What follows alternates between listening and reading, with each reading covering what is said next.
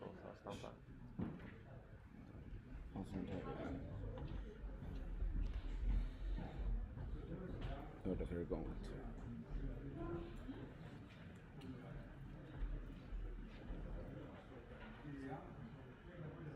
Jävlar.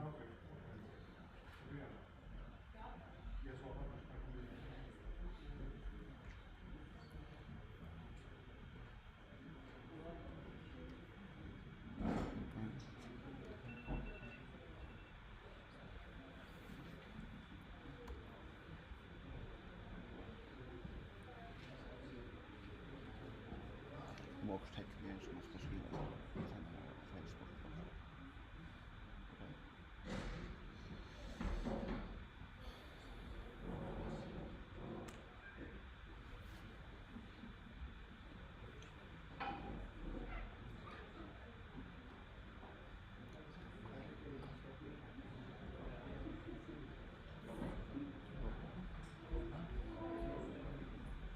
Really more than I had.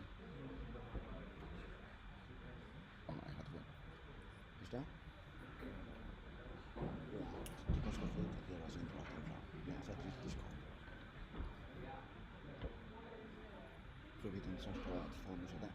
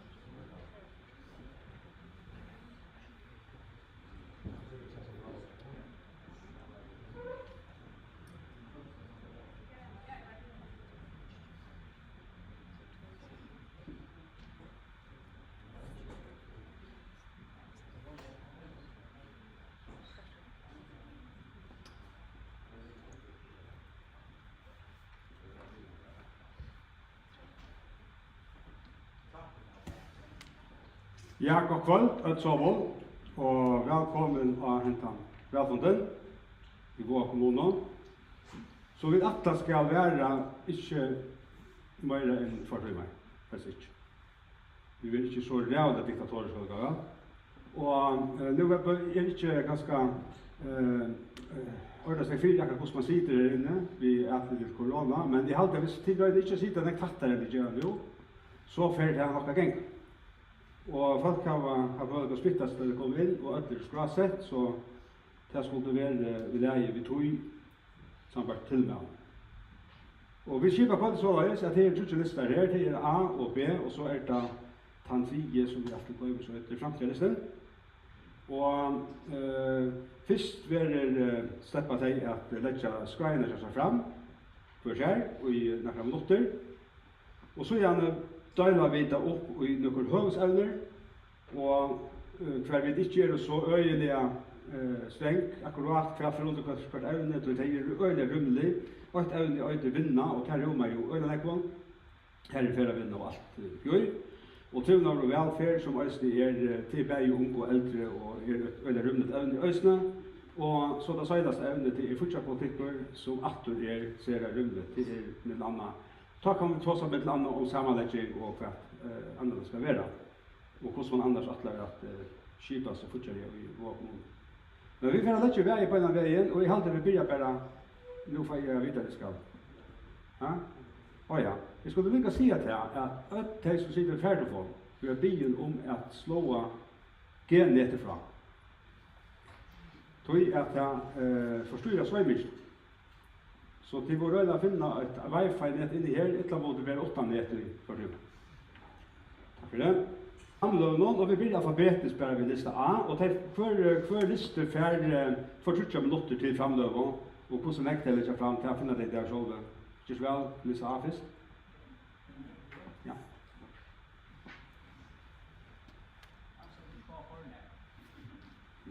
God kveld. Jeg ombor i handelslistan.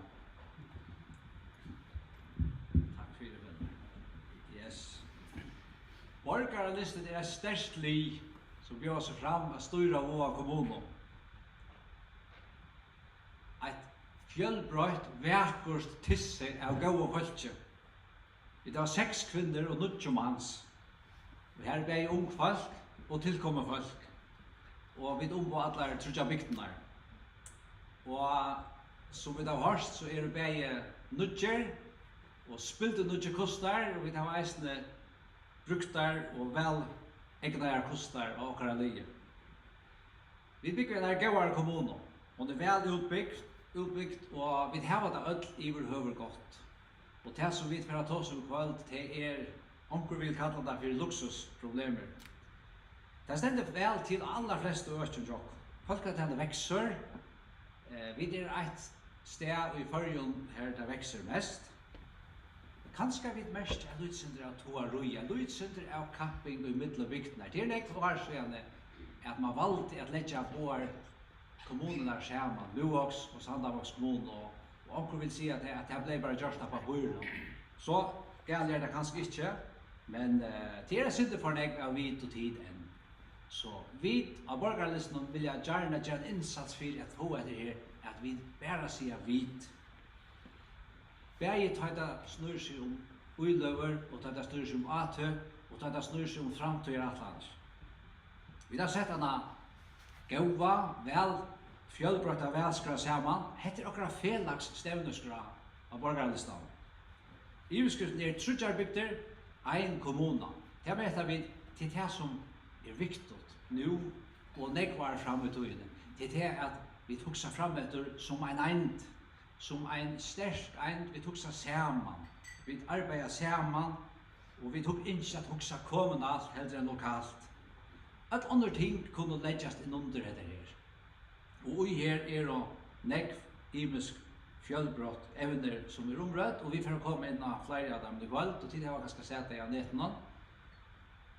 Og jeg råkner vi at alle lyster har hundet av båret innkjøpt dittene reisene.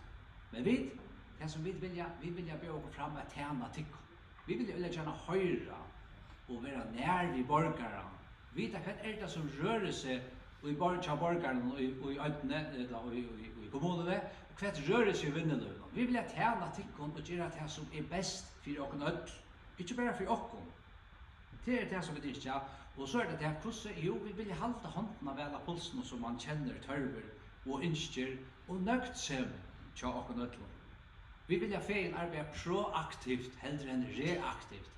Og heller enn å bare teka problemene ta det kommer inn av bordet, så vil jeg gjerne fyrebygge problemene. Så runder vi det av igjen. Takk for det. Ja, takk for det. Takk for det.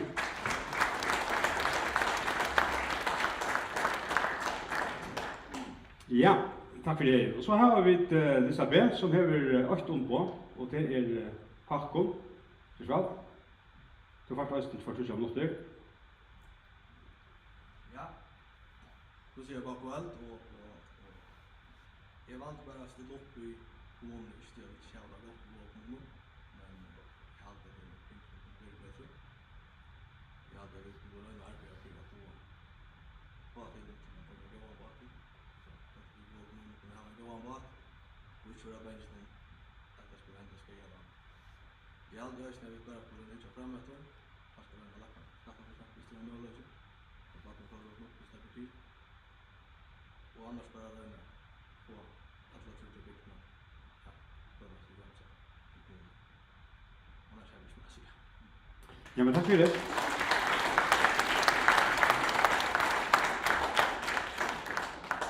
Stort og greit. Og så for framtidslisten, Øystein, har vi det fram.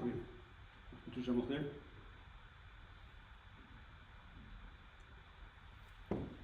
Og så han det presenterar faktisk det är skickla öll känna öll så att det nok så mycket kommunen.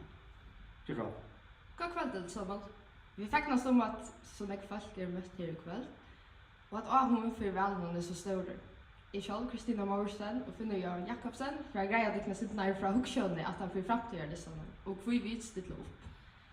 Vi där 15 för framtida listan. Arbetsjocken över mest ser det gå sammanhållande. Och ser det gärna löten här vi tar diskutera de imska målen som rör sig i bygden. Och så vi ett eisne ser det spänt. Om de vill göra och ta all det stämmer på och till sten. Det är grejt att vi där framtida listan någon kunde göra kommunen störst utkast. Ett utkast som ger att nya tankar och männande husgott kunde sättas i verk som kommer vara kommunen till stora framme. Vi har gjort en faltare, vi har välskrap, og eisne har vi vært i ötland husen i kommunene. Og om det ikke har hälsobakom, så det nok tog at det ikke har vært heima, den der vi har vært. Og vi har lagt noen faltare i trappene, om tid nå av en eller annen årsøk, ikke av lysjan, så har de mulighet for tog. Eisne har vi skrevet noen greiner, og her vi lyser nærmere akkurat tankar. Arne for å gjøre, glömmer det, så vil jeg heite at jeg kan ta komme til mikrofonen og eisne tid at være helt tattland eller høyremann så ytla. Jeg får nevna nøkre av okra malen. Vi får at menna fritida virksomhet i kommunene, vi flere fjellbrott om tilbånd. Vi vil menna ungdomshuset. Vi vil gjerne lengt til atlan for skole og kjærgiljanes som konkur lengt inn i framtiden.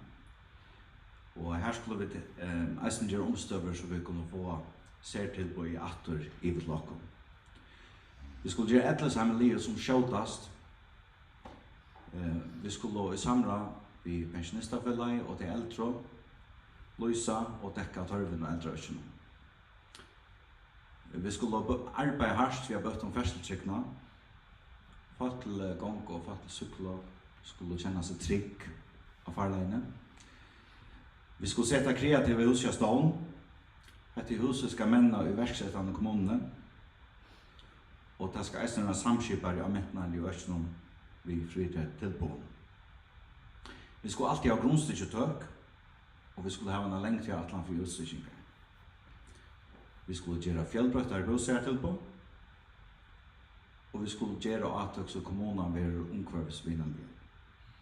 Det skal være lettere å slippe av i bortkast, og møllagene skilja bortkast skulle være bedre. Kommunale bygningar skulle vi tøyne være hittere ved grønere orsko. og vi skulle gravsette flere trø og runnar. Og at enda vil jeg være en aktiv partner til vinnene. Vi skulle derfor havne økje, og vi skulle alltid ha vinne økje til taks. Og om det ikke er det samme som vi, så kunne det hjelpe oss med at kuva på liste F torsdagen. Takk for det. Ja, takk for det.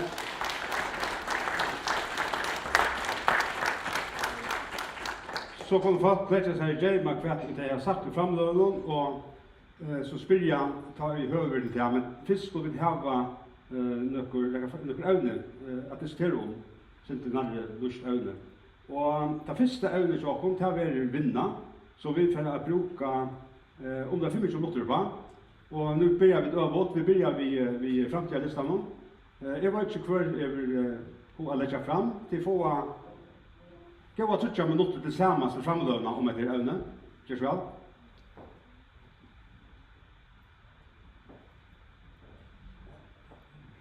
Og vinna som sagt øyelig rymligt øvne, så det ikke så øyelig avmarska positivt grubba land.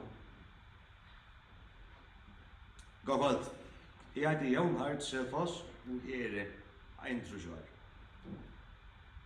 Liste F vil i velskaie bruka krefter at åra en viruspolitikk for Våa kommune. Ved skolan det en sannrønt at peninger ikke kan stå i løy. Men han må og skal gjerast i Jesus skeinon, og vi vilja virka fyrir at vinneløy ved Våa kommune mennest. Vi av listan vilja sette opp greim all, såleis at vinnan i okkar kommune fær tar bestu omstøvnar at mennast ur. Samstarv menner vinneløy, og tog skal eit samstarv i lokala vinneløy, såleis at vinneløy her og i okkara kommune fær tar bestu forsett. Vi vil gjøre en heltanattla for grovbrott i Sandavei, så det verður til gagn for borgarna. Vi vil være en skapande kommune. Tøy vilja vi stola og iverksettaren og veita rådgjeving til iverksettaren. Kreative huset skal stålsettast. Hetta skal virka som en grøvrarbotnur for iverksettaren. Et hus vi lovar godt og husgottum som flikvar høgt. Vinnan skal alltid hava best omstøy. Havnavøkje skal dekkførast. Moak Sandhavs havn obrukelig som støvanar. Vi vilja virka fyrir at vaien vil døpt, såleis at vi kunne bjóa havnalægi ut til større skip. Hei havnen vil døpt, hei helst langt å være meira virksem i havnalægi. Skal gjerast til vinnløyvi av havnås. Et virkje havnalæg merker økt vinnløyt virksem i Våa kommune, og allmeiut fyrir futjarlige støvna i kommunen og fyrir einstakka borgar. Vinnuvøkje skulle gjerast byggeklar, så vi hava nekka konkret at vise og ikke rundur.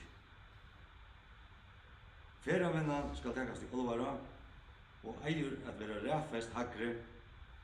Feravinna tannvinnan vekst skjótast i heimen. Så her eisne nekka som vi eier at arbeida vi, og stola og menna. Takk fyrir, se kross vi Jonas Selfoss, et av velevnen av lista F, framtida lista.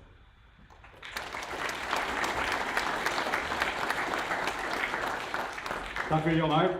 Og så får et oppgång for lista A. Sammanløyga. Nå er det bare deg, ja?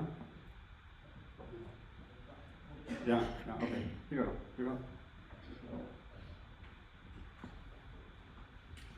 Og godt, det Per Hansen. Vi skulle bytja vujar av det som vi undanfarna bøyra har sett under korstre, og det at vi skulle mye og møter, at vi alltid skulle ha grunnstyrkjutør, og i ødlom trimon bygg. Eisen eier vi da gjøre utstyrkjengene meira liot enn til vi gjør det i det. Her skulle veier, gongbebreyter asfalteras, da få den nøkta borgar. Kloakkene i kommunene skulle omgårs godkjennes til så krav, enn manglar nækka og til vidt komne om mål. Den neste rævfestingen av kloakk vil Gilliamin Sandavøy til arbeid vil bøye ut første dag. Vattnet som vi brukar i dag vil for det meste pumpa ur leidsvatt, og i brunnar her det vil rans. Det kostar cirka 300.000 kroner årliga å pumpa etter vatten. Her eier vi å finne æra løsner så da vi slipper undan å pumpa. Vinneløyve skal ha gåa karmar at leva under. Her er vi godt husgått at vi gjør gråbrotter i Sandavøy til å vinne i øk. Her nekve målager bæge størst og smått virksel. Alle målagene åpner. Vel lista av. Det Bjørn. Takk for det. Martin Simonsen, skal du si noe om hva det også kunne gjøres med veien her i kommunen.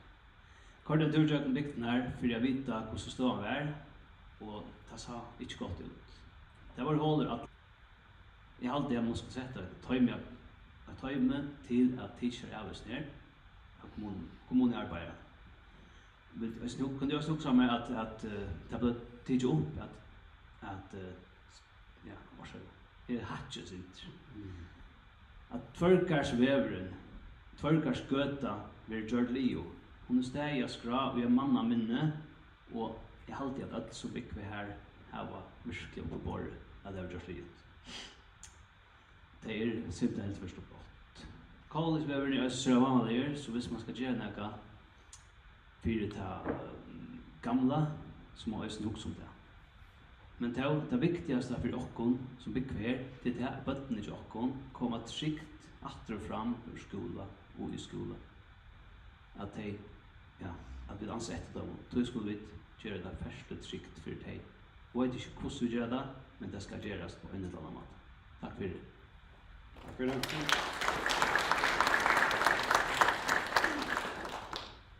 God kvöld. Jon Ard Johansen. Vi har en gå på månen, men det är verkligen områdande att de som bjöd sig fram att omsitta och täcka avgör för våra kommuner vill jag göra våra kommuner till en goda och stärka kommuner. Bara således får vi nökta borgare och bara således mennar vi ett stärkt öke som heter våra kommuner. Om jag får en möjlighet att ombå våra kommuner nästa 4 åren vill jag framhålla att det gör mycket av våra kommuner vid en god kommuner att du lagar stå i. I halte og veit at kommunene er mot til nekvar kommuner i landet er god stand. Men sjølvand er okkur til halte. Til dømes er omstående til Batairen, samt i Hakon, ikke gåar. Og her må og skal okkur gjerast. Vestari hilderen, han er alt og avtryggur, og alt og løyter. Og Vestari hilderen hever brikkvar som er fra seinast i 70-årsene. Her skulle pengar settast av til å få hetta gjørst. Må bare sige som hette er et hjertelig mann som er. Godt vel. Takk for det. God kvöld, Bjarne, Pryrradje. God Bjarne. Fyllestan. Først er vi avhættan til alt som stiller opp i år om at her var godt samstart det som kom inn. Det er det aller viktigaste for alt som sitter. Lyga mye kvært at komme inn i utsession og arbeid som i kommunen. Det er det viktigaste. Det tekniske økje har vi helt greia mening om at det kan skipas negg betur i en tøyme i Jane og en asfaltmaskin som irriterer daglønnen. Og det er bare rævfestning å sette opp i en lista så det gjørs ordentlig til det viktigste vi tog for den så utførst. Og kajene har vi, og det nevnte Jonna Reisen i Brøsandvinen, ikke nøkt til omstøver. Her må man skipa det betur, at man så settene og omvela det. At man så settene i eisen, for det marsene for sjåvan til i stedet etter 15 år eller 20 år i Vajtjuljan. Og kajen, eller havnen godkjent tjokken til at takka farmaskipan inn, så det er bare å komme gong til å gjøre det, og for å sjåvan fremme du ikke tror at det ikke standa atter uttøy. Vi måtte lære havnen, Fuglafjør, Anner, havnen, kallar for sånn skip at det passer skinn. Årsaker røttene i havbekannan. En sørste årene gjøres det at gå spiller til at man ångan det tog til å gjøre et arbeid, men man alltid tog til om at. Og det er alltid man skal huske seg om på kommunen för dögnet att det är ölen som ligger allan i alla tunna man gör om. Så tack så mycket. Ja, tack för det.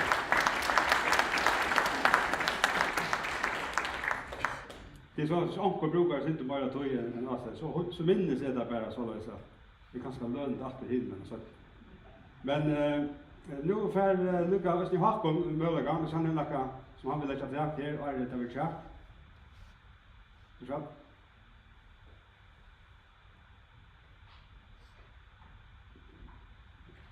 Ja. Det tar som ha? Så? Ja. Ja. Det tar som vinner och åttan han vinner så minkar pengarna i ölen. Så vinner må ha bäst karm. Läkar vi skjuta ska ha goda karmar, kajen ska göras så vi får nok skipen och vi skulle arbeta fram med att ha landström till de skipen som kommer. Vi också som borgaren kommunen i Östen så han inte känner sollägare av larm. Så skulle vi röna finna gå öcher till vinnare som hoa komma att bygga sig byggningar. Nu har vi gravblottet som för att vara tänt för att sätta. Här kunde man haft en vinnöcher och kanske haft näst framåt för att vinnöcher att och för att få så goda karmar som är möjligt så att den här vinnaren kan växa och blomma. Tack för det. Tack för det.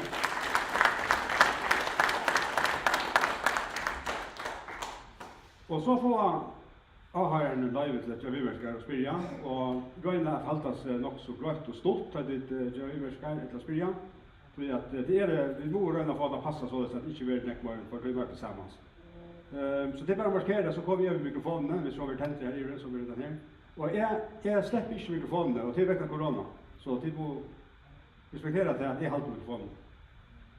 Nu kommer det handla också om utstyrsgar och teknisk virusskifte till finansslag. Så är det en pastor av vinnare.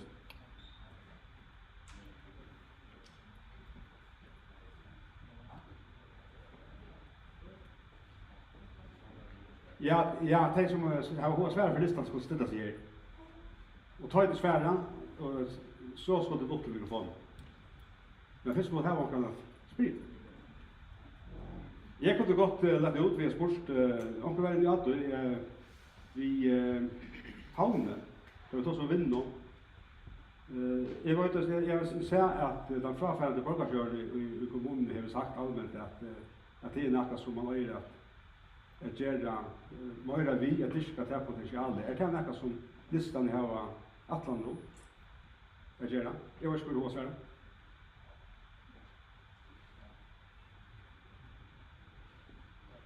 Jag vill svara. Ja, jag var för listan för fastighetsresan, ja.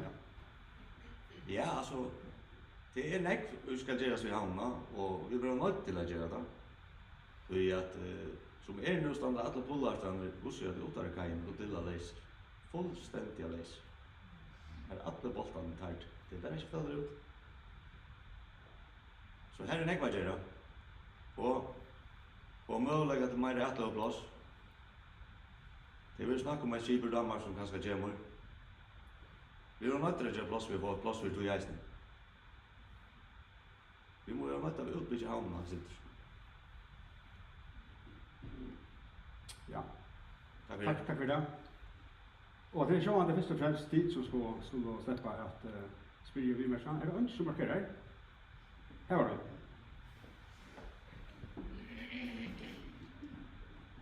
Og sier jeg lykke til deg.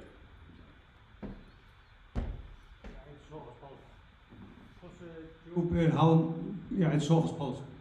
Hvordan djuper havnen og hvordan nek skal hun tøybas til? Ja, jeg vet ikke om ta sammen så at det går svære vattnet. Takk, Bjørn. Alltså hon är ute om 8 meter här så djupast. Här är lei.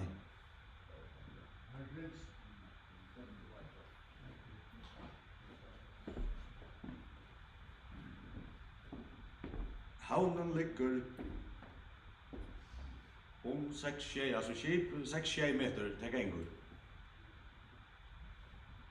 Och det är krav för mig att vi skulle ha vunnit skipet till hela det. Så vi blir nødt til å gjøre opp i det arbeidet. Jag var en av vi märkte det där. Jag har tagit Och man huxar om att sprunga och lägga kajer ut och allt möjligt annat små. Tack. Så man finner tag på torvren. Kvart är torvren jag vinner till att komma in ner kvart det bruk för det. Och man huxar om att lägga kajkant och att dypa innanför utanför allt möjligt annat. Kvart är torvren. Hur så får vi skipen att komma och hur så får de omskipen gång i här nere av kajen och ökjorna. Så att det kommer att fortsätta det pengar ute. Nytta inte bruka nekvar, det var ikke nekvar millioner til ångar det skal bruka skolan og man først også der mølegar som og økjennom, og hvis det skiftet nekvar boltar ut, så det man ikke klarer på 2 år, så da håper man klarer på 4 år i SV. Ja.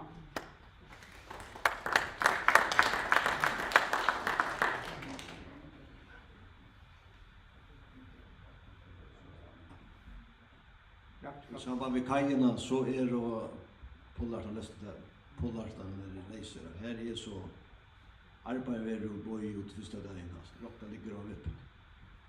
Kajen är det inte dagvart. Alltså vi tar den 8 målen. Det heimar bitchen hon är startlig så det är inte gjort det så art. Och man inte vara isen att göra det. Där innan parten isen. Jag kunde huxa mig först kvart är det huxa om färdavännerna som ett väldigt högt ämne i ett land nu. Ger kommunen nå mycket eller ska man göra mer? Ska man göra mindre kanske? Ja, självande ska kommunen vara en aktiv pastor i färdavännerna. Och färdavännerna är ju utan vänner som växer kjötast i den hemmen. Och detta kan ju lägga nekva pengar rätt sig. Inte bara här i väster, men även i den förr. Och det var långt sedan nu att Bergvåg kommun och Sörvågs kommun är för en inne samstarv. Här det alltså ett Odd Andreasen som verkar att landa lärare. Att göra en förvinnig politik för jötna. Och vi har verkligen sett en nya lärare i vissa 2 år. Så jag märkte det att kommunen är långt nu tidigt ett gott och störst stig fram emot att göra förvinnig i Vavon än bättre. Det som kommunen så ska göra för att göra omstövnar än bättre för vägborgaren och för att till att vi skulle ha fler allmänna resor, fler ruskule, fler bänkar, träarvänner skulle göras i ordan, gångegöter och annat. Och det är något som vi äger att nu till nästa 4 åren att hitta fram emot och det ska göras bättre. Ja.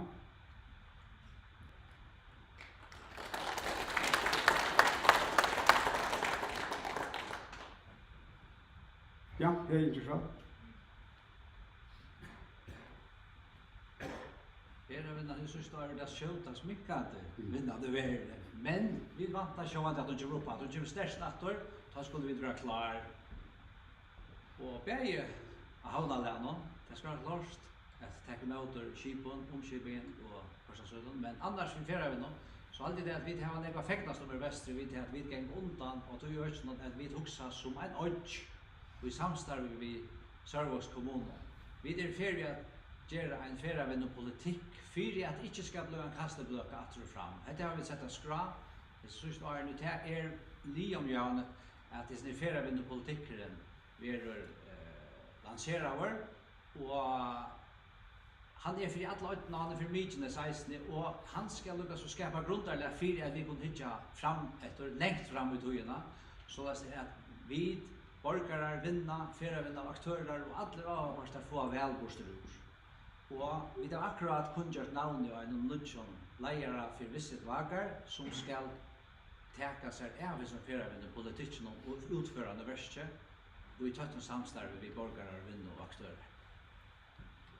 Ja, tack för det. Och så har den nya musiken.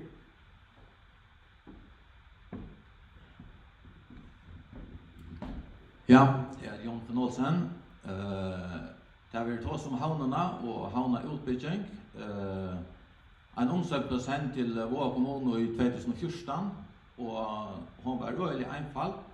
Det var att vita om man kunde få ett vinneröke till längdtøyar lejon. Det skulle bara sväras ja eller nej.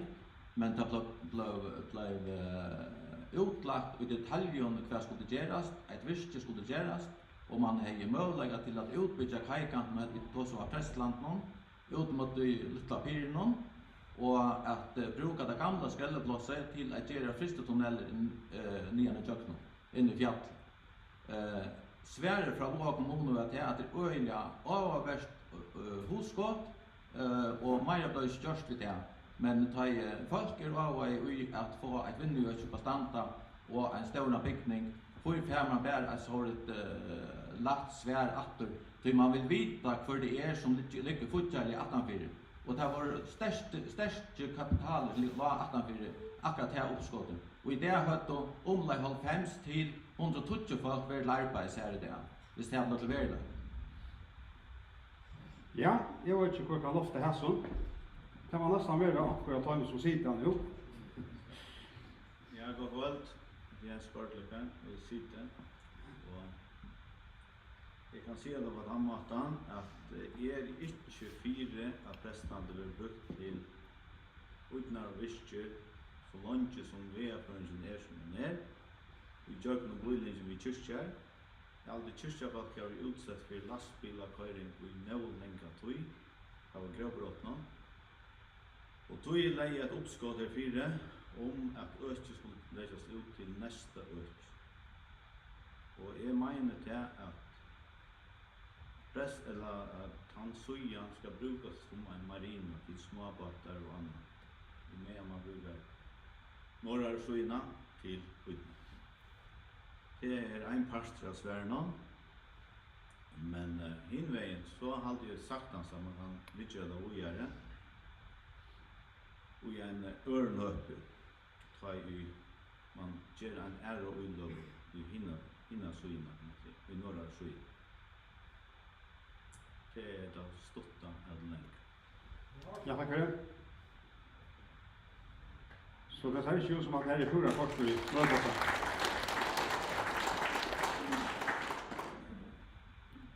Hvis ikke er flere, så at markere også til å være høyt innenfor andre evne at sette spørninger som er minne og vinne. Men det ser ikke ut til å være at halvt så gravgjengen etter sette spørninger. Så jeg hadde vi fører bare at vi vil gå på til neste evne. Og det er trivnar og velferd. Og jeg hadde vi begynner bare ved Håkon, hvis han hører henne. Jeg sier akkurat som tævne, rødt. Vi har 5 minutter til sammen, og det er etter cirka 20 minutter per til på en lista. Ja, det var då som trivna og velferd. Og hvis vi trivast, så må vi hava det godt da vi bare bøtten til åpen skole. Det vil si at det er farleien inn her i bein, det er Frandavai og Unnevai må betrast, så at han ikke gonger fram vid landsvennet. Det er nekkfersla, store bilar, små bilar. Det er øyla syrkjelig at man skal være bensin av bøtten ikke kommer til å løse. Så skal dette brøytast, og man må gjøre gøter som ikke ganger fram vid landsvennet. Vi må jo komme til man gjørs det at du eierne gøter fram i heien av, kanskje ned til brunnene, og gjørs veien, og man innsager for det jeg var. Så kommer man gjørs Tvørgarsveien 19, så kommer man ganger tannveien. Og så kom man i Sandavei funnet en lei som ikke var så tatt på landsveien. Man skal gjøre han gått under vennen, eller gjøre han gått over vennen. Så alt kommer færes trygg. Ja. Ja, takk for det.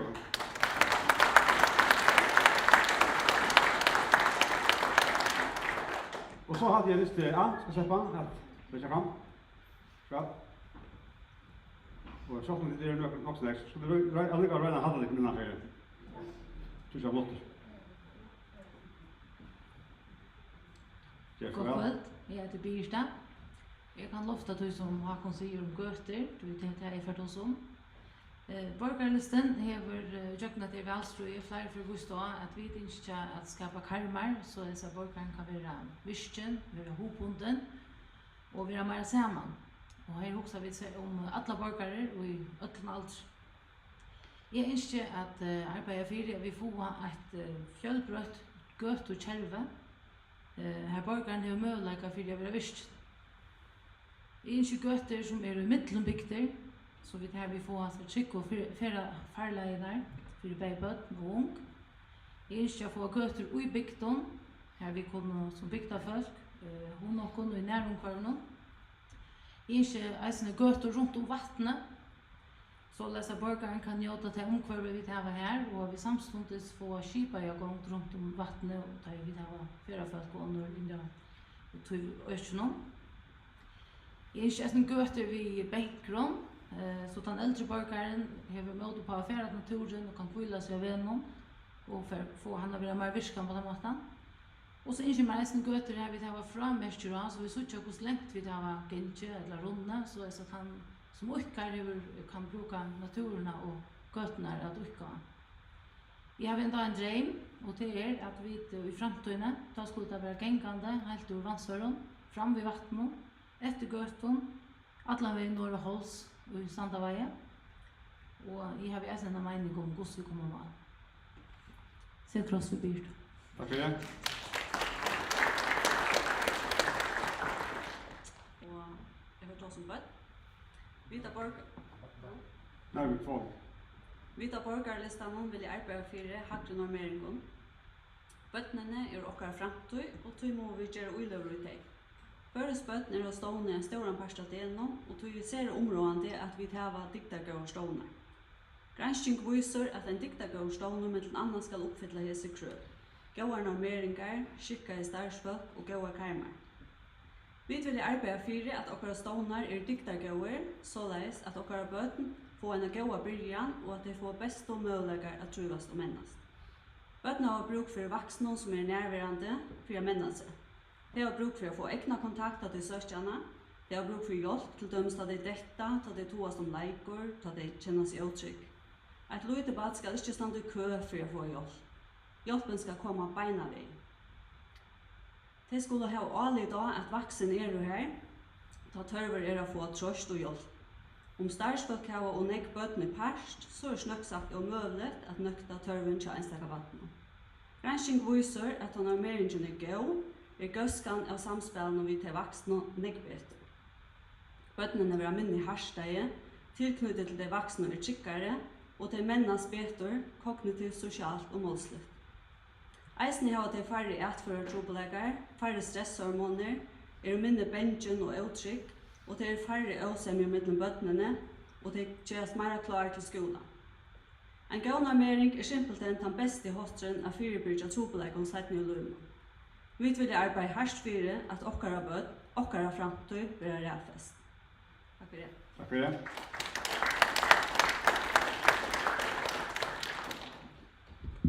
God kveld, Fru Paulsen. Nu får jag som långt upp på bötten, nu får jag ungdomar. Ungdomar han är framtiden, och till området ungdomar ens och bötten får gott i beinen. Vi vet att det var ser området, att vi som kommuna tar och av, tar med årsaka. Och så har vi två som truvna och tuttningar truvna. Men äskar och grejt, att tala om truvna, är det tuttningar mycket att höra till omkastans. Ska truvna komma i hassättet, och unge føler seg å høre heima, eller høre til omkastans. Her er utrotteren, kveldskolen, tånleggeren, hestaroin og mekt anna. Vi kunne mektinga seg at. Vi skulle møte ungdommen her nere, månene skal stempre og stole utrotteren, og neggen imen skulle flytte virksomhet. Kommunen stoler det en negg og hesson virksomhet, til ikke større mål. Stolen skal endurskåast, og vi får sitte mer pening i alt kveldskola, så det er flere kveldskola skal i arbeid til ungdommen og til tilkommen. Dette skal komme og alle gåver, særlig ungdom. Peninger som er lagt å flyttere virksomhet røkker vel, langer og hjelp til slags hjelp til sjålhjelp. Ja, takk for det. Takk for det. Og så får framtidslisten løsning. Hva gjør vi seg fram? Ja, det er klart. God kveld, jeg heter Sølfrø Fjellsbæk og støtter opp for framtidslisten. Og jeg skal si at jeg synes om hva framtidslisten hokser i mål til trivna. Trivna vår, ferseltrykt og folkehelse, det er jo veldig tatt tenkt at hver nøren.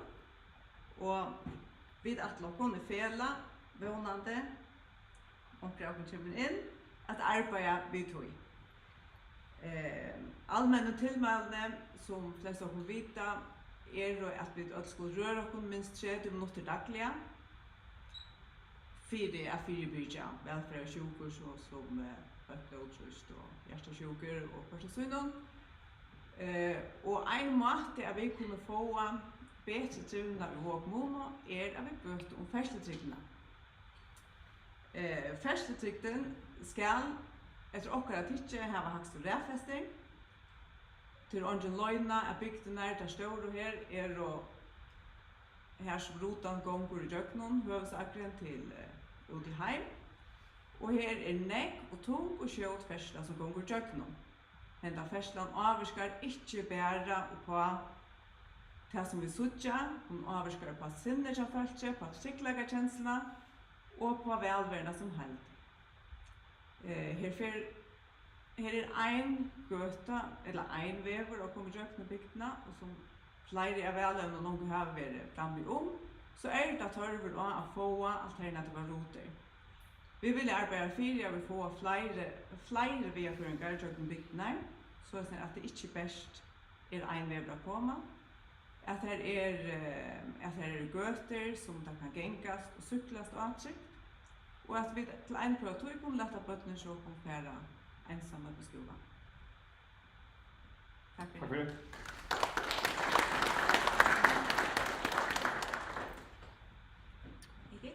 Jeg heter Elisabeth. Vi ønsker eisene flere og fjellbrøttere bostedsmøllager. Det skal gjøres en lengtigere atlan, en atlan her utstyrkingar nemmes, lagregnlige bra lustar i en langere tid fremetter.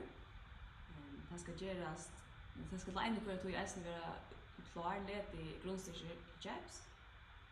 Vi ønsker at det skal være bygd der eldre utboer, og ikke noe eisene vardar utboer.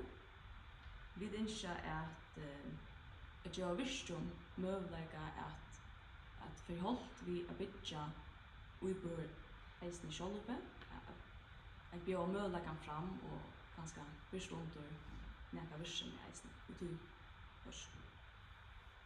Takk for det. Takk alltid et salve. Velferd til at være en sosialsporet kommune, det har mest at trønåren kjøpast ikke over, at det at grunnet tar og nettover til ungdom som eldre, og grundalega under det som at være en sosialsporet kommune, det omfram bostad, bostad, vidskifter og unngjørt arbeidsplass, eisne mentner trønåren. Og det skulle skapa flere fjelltatta i frutjavirksam, fjelltatta frutjavirksam med flere bøtten og ung. Og her vi skulle ha flere omfram vi tar nekke og utrettar til på, det skulle minnast. Men så skulle det eisne ha flere kreativ og handlandige til på. Og så les få det bedre frutjavirksam og mentner ut på til det unge. Og her eisne ungdomsøs en parstrategi. Så vi vil ta som kreativ huset.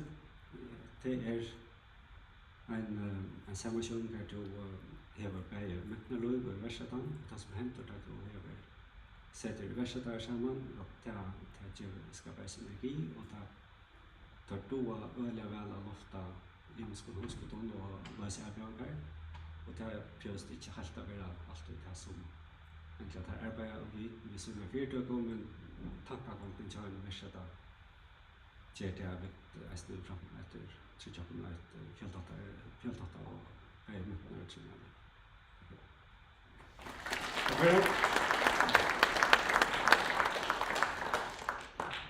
Ja, så fikk vi løsene lagt fram om etta brøya øyne, trivna, og som vi kunne få spørninger vi mennesker til. Jeg kunne godt huske meg å sett Håla Kjolver. Jeg var øyne årstøyre her for 4 år siden. Ta var særlig ungdomspolitikker eller tropålegger og størst øyne. Det var tåsa om rusøynes tropålegger, enda her inne i skolen. Og det var jeg ta til å være massive tropålegger som det skulle tekkes hånd om.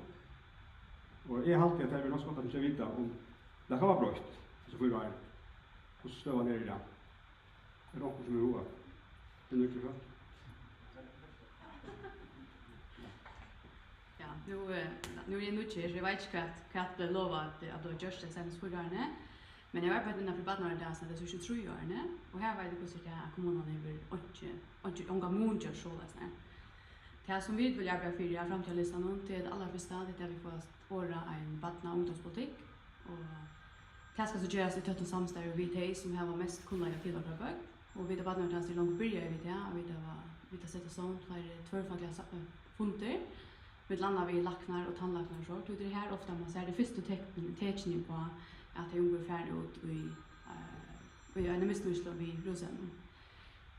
Vi som kommun skulle huxa att vi skulle klara att bäsa ut rosen om hervästre halt i öliga optimistiskt det vill säga att långt under de något så inte klart än. Men jag hade vi skulle arbeta med mig först för att runda säcka eller runda göra och för att det skulle vara äldre ta att det stäck än ta det börja vis ända här det skulle vara. Och där kommer vi med andra göra vi har flera och mer fjällbrott ungdomstillbå. Det är ett nu utrottren men nästan det är mer kreativt och det handlar ju tillbörden som vi ska bjuda till det ja. Så nu är det här vi har öliga gå utrottartillbå till de bötterna som liksom fettlar i tandposten. Men det har lyckats mycket snacka mer av bjuda in. Så det är nog ting som vi att den här så får nu är det just. Ja tack. Visst ja, hur man får göra det också. Du så sitter det sen. Tror jag var då heter en någon helt stor hjärtemalon. Något som jag arbetat vid personligt troll inom för sista 3-4 åren.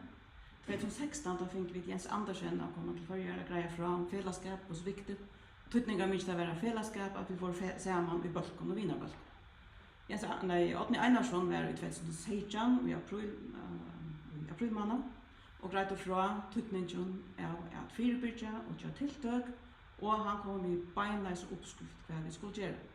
Vi vet vad vi skulle göra, vi vet att skulle ta hand om de bötterna som jag säger han tar, till det hej först och främst vi ska lofta. Hvis vi inte har gått någon mer än barnagörnen, inte lofta bötterna här, så är det självmedicinering. Att för säga vi ska ha ungdomstillbud till de som är frisk, det glömmer vi. Vi ska ha ungdomstillbud till de som har bruk för det. Vi har atlanar skuffene, vi det bara tog värre inte sant politiskt om att vi har en troblaka och i ödnen. Det här var vi. Vi vet att det är ödl. Att vi har troblaka, vi har tog värre inte som vi. Det ska göras något vi tar nu. Tack för det.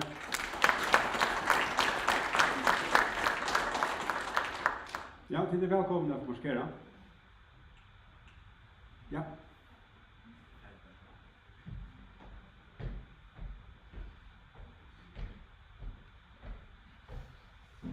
Här.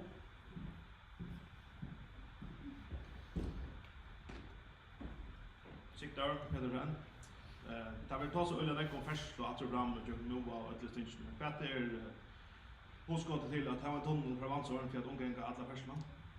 Lite barnflockar. Och i törste spår för hur att svära från Frälsaren Fiskare. Det som färdast av Facebooken i mittlen har alla lagt mest till att det öliga stor osämja i kommunen om första en tunnel till Vansörer är gott hoskott att inte. Vi är nog så heldig att det nog inte är en plan som vill realisera det första åren så vi släpper ganska fra att ta stöd till det nu. Men vi måste gå se intill det att vi arbetar vi färdseltryckene vid de omstøvene som vi har. Og tar så at tunnels oppskott være realistiskt, man vil snakke om det ordentlig for gångt, så kunne vi at det taget oppta. Men som vi alle sier, så det større og så mye kommunen om det godt hoskott og det ikke godt hoskott. Håkon, har du en mening om tunnelsmansere? Ja. Men det är akkurat som Finner säger, till ölen jag går mening om att tunnel och ölen jag går osamgrejen.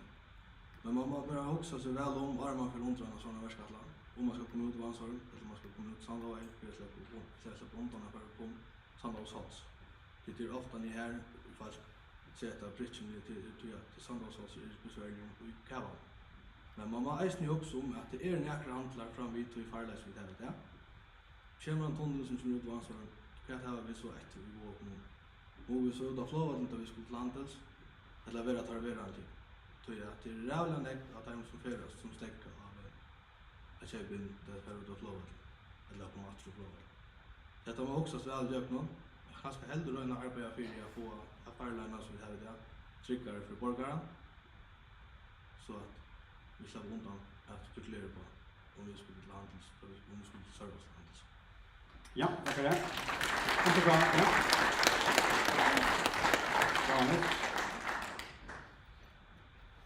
Den billigaste och bästa lösningen för borgarna i våra kommuner till att få en tunnel av Hutaklätte till Lurörar. Och så kör man med härifrån och från bygderna. Och till 125 miljoner billigare. Eller bara en göra en tunnel av Hutaklätte till Vansåre.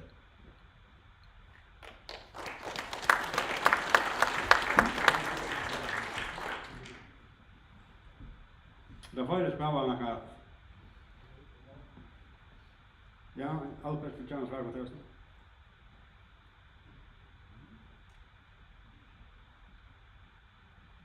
Men det hade vi kunnat släppa så folk inte kan. Så det som är vi uppskotten om tunnel det är till att uppskottet är faktiskt till upprundning i Sörvaje. Samma med Vansarmånen. Utan att röra och bakom från att arbeta uppskottet. Och det hade vi ta fram av målstovarna vägen till så ett. Men det är så vill jag hvis man ska göra en tunnel till Vansarö så må vi ett nivå och kommunen finna också arbete. Och själva vill det engst att man först lägger kommuner samman och så kan man ta det härifrån. Det är det första. Men det är eisen några fakta. Det är det att amerikaner och skynnar då. Här byggde järnbräder tvärstrom USA. Och här byggde det så byarna någon. Här var första. Och fakta är eisen det att i Västmanland, alltså jag hukte 12 folkatanna Västmanland och våra kommuner synligen Rottfors. Det var bara inte Arnkrepparna. Och så hukte jag 8 i tunnelen öppnade i 2002 och så 8 nu i 2020. Fakta är det att folkatanna i våra kommuner är vuxit vid 500 folk fler än Västmanland. Och det sätter eisen spårning, hur är det så? Men att insa bilarna borstår, att insa trycka farlei. Och det som vi hade vid av vår skämt, det är att vi har inte gjort den att trycka farlei med heim och skola, och det är den största problemet som är.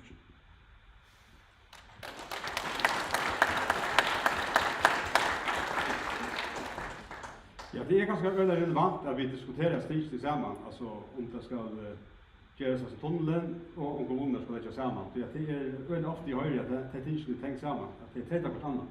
Så vi kommer till som spurs församlingen är väl om det är 4 en kommunsammanläggning i väst. Jag tar en bak kommun. Och vi kommer att köpa lista av vårdfist. Är det intressant? Är stora tilläggare av sammanläggning.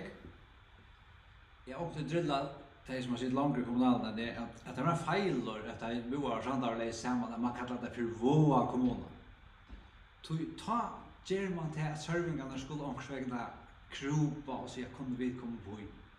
Men till lösa vi lattliga vi säger fint vi lägger samman och så kallar vi dem för Västerkommunen. Tog att Mykines höjre upp i. Här skulle jag säga våa kommun. Och kallar vi dem för Västerkommunen så får vi ett kursingar reisen på om det här är aktuellt eller intressant. Samman standar vi stärskare. Vi tror att havnen är en sån kämpemagnet som automatiskt suger allt till sig. Det pjörs inte göra vaxtrar politik, det händer automatiskt.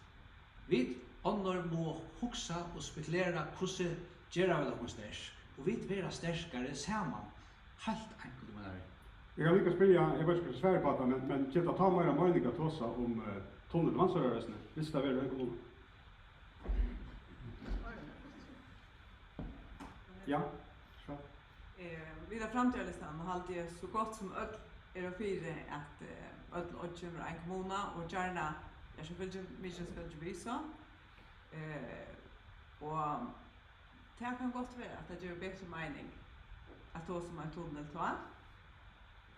tog at ta skulle vi arbeida mer fire, at vi ikke har dobofunktioner rundt imse stedene. Jeg har en av vimerskelig å tre til en tunnel, og til at han ligger ikke bare i hånden til kommunen, eller et arbeid som landsverk Lundkjør og Ingsar, hver sett i vers. Dette var i visjon 2015 for nekvån arrangørene, at man Ingsar får en av tunnelen for å stille farleina til Flåveden. Det som vi må være klare på i vår kommune, det at vi har innrettet oss så at vi i samarbeidet ta en mulig tunnel kommer. At vi trygger oss at okkara farlei til undersjøtunnelen stadig kan fære gjennom Holsen. Og at vi trygger oss så at okkara vinner tilpasset, og at færevinnene løgt til rette så at de passer til den tunnelen som kommer.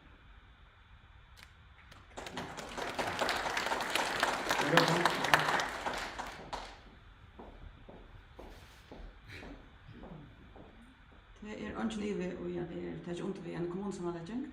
Det er ikke om at det er store funksjoner, det er eimemalen vi tar, så er det badnavendermal, vi tar eldrøtje. Og i det er det så at det er 5 folk som sitter og tager avkjørende for eldrøtje, og det er tilsvarende 5 folk som tager avkjørende badnavendermal.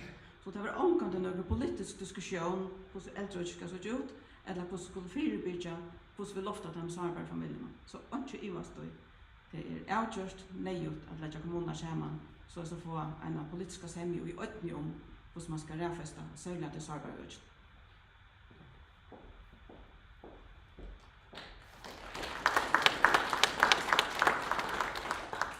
Ja, nu har vi ikke vært så, vi er stadig inn i evne som heter Tunaver og velferd, og vi har ikke så reallig om det, men Ettersheimer er uppbyggt, og det er stadig et arbeid som ikke bra ligge ut som jeg skiftet. Er vi skiftene? Vi lærer nå et eller annet, atlander er om avbøtter og alle eldre som jeg ikke vet. Jeg har alltid at det her er et av timtingene som må løses beina ved.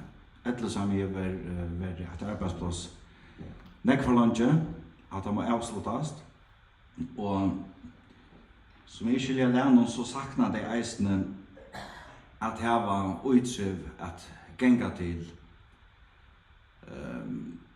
Vi tar så hoksa tanken om at det kanskje var smart er lagt omkring av kveldskoletilbånden til skolen innan Ettersheimet. Så det bare kunne ryka tarra gerande sted og gjørs det at jeg fikk flere vidjande inne her, så det ble bare sånn mer løyvøy. Men det er helt visst at det er et arbeid som må gjøres lige ut. Jeg vet at det kommer til at det, men det er hast, så det er skolen. Livet under sånne omstående mer. Og ja, det er det som jeg sier nå. Takk for det. Takk.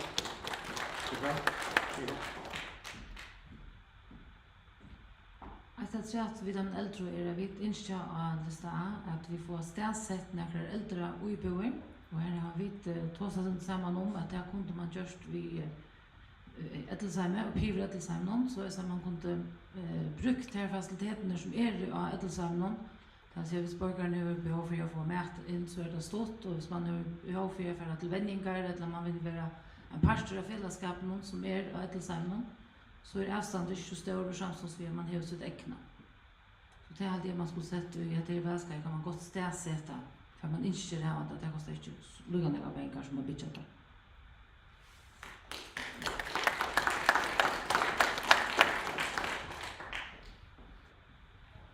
Ja, jag vill kvar för det. Så du ser också. Ja. Jag kan lycka få en spårning in och det också så kan så kasta svärd på det. Det är Ettersheimet och de som har bruk för glökt och hjälp på annat.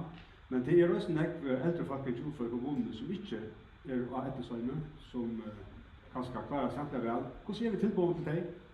Är det ett underhus och är det ett kommun och något som täcker in och så där ut det?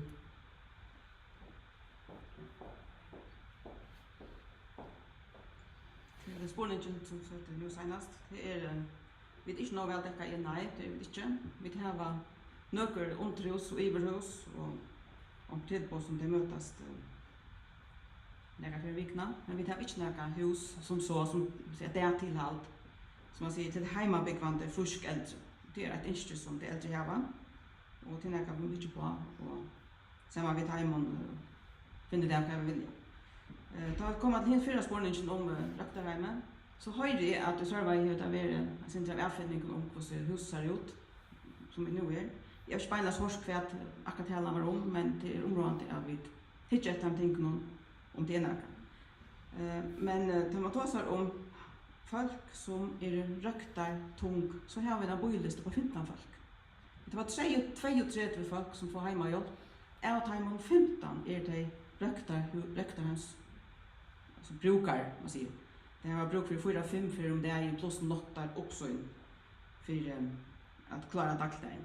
Så man säger att vi tar 8 hemmajobbar så att kommunen samma vi vår kommun samma Sörjåskommun är nöjt i fela att vad som tänkne samman och man finner stora skit att vi vill sätta pengar av till att styrka om hemmajobbarna och inte minst om det terapeutiska tillböjne.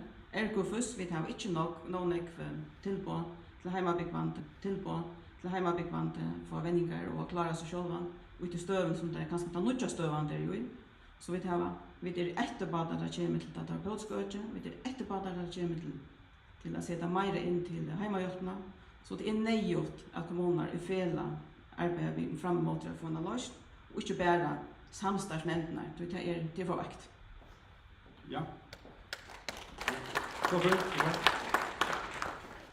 Ja, tar vi tar som truvna så har vi haft något näck av borgaren och brukaren uppe vända.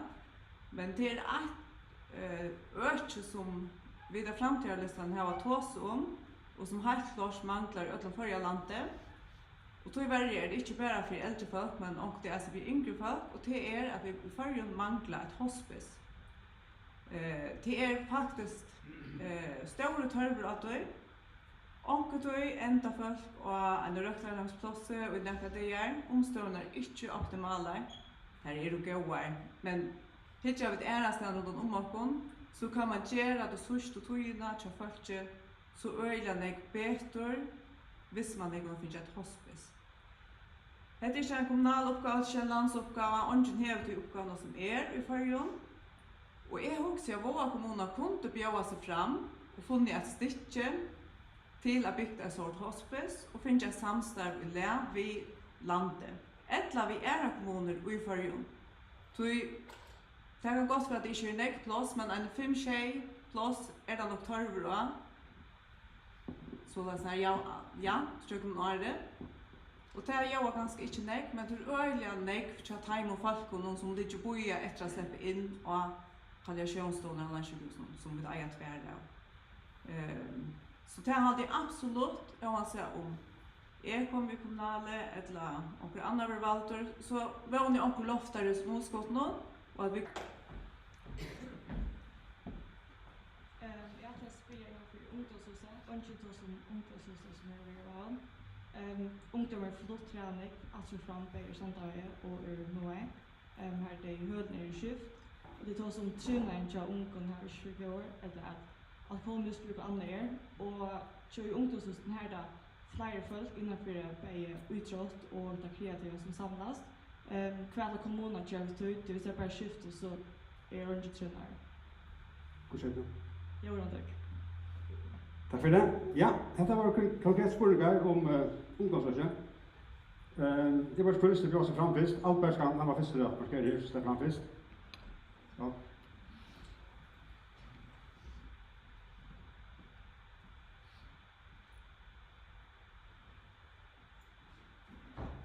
Göran Dök var en av de nämningarna som lägger ett gott uppskov för början för det år sedan. Jag hade en 3-4 år sedan. Det ligger till i varje en skuffa. Och allt det här i ungdomshusen, det är blivit en sån tjejlig sövalt att faktiskt är det att det var ett gott, välvirkande ungdomshus i Sandaje i Sunnatøy, som Sandajes kommune har satt i stånd och fick många vid i eisen.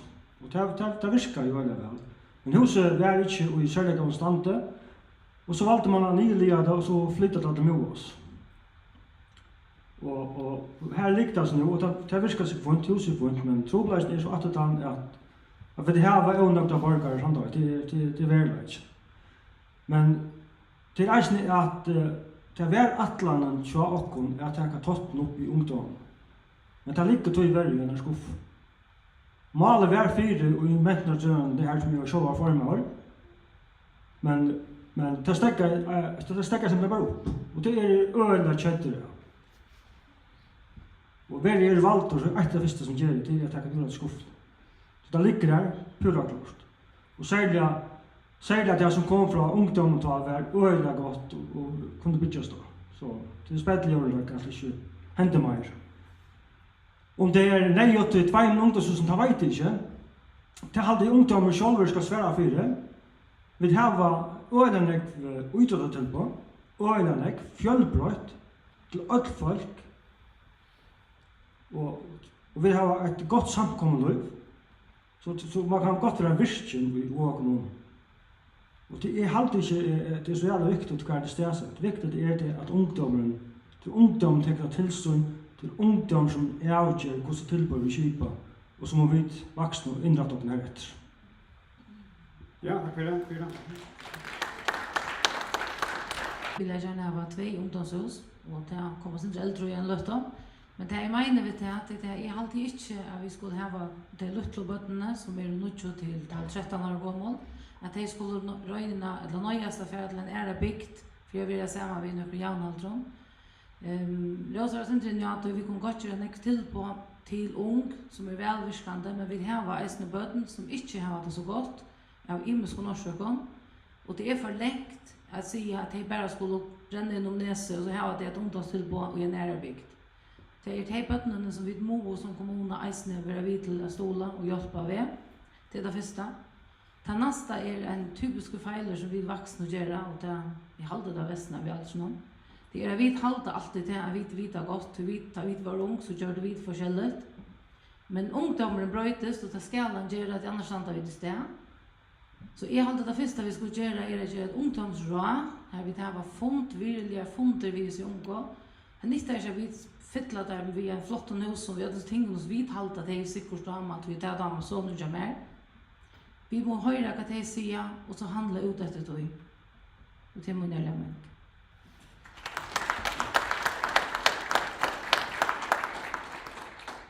Vi har ju några unga chatt och kunde säga att det är kommit en uppskott så är det att ha ska göra att ta det unga in till kommunen och spela det att det har och så handla här efter.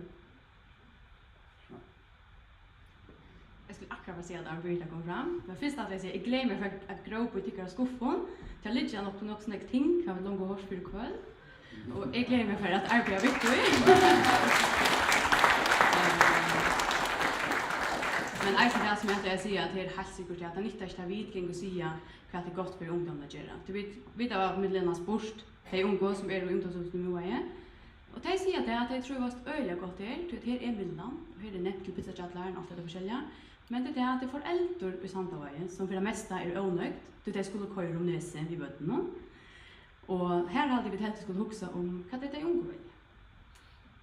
Istället för att lägga det ut till det vuxna och säga vad det ska ligga och vad det ska vara. Ja.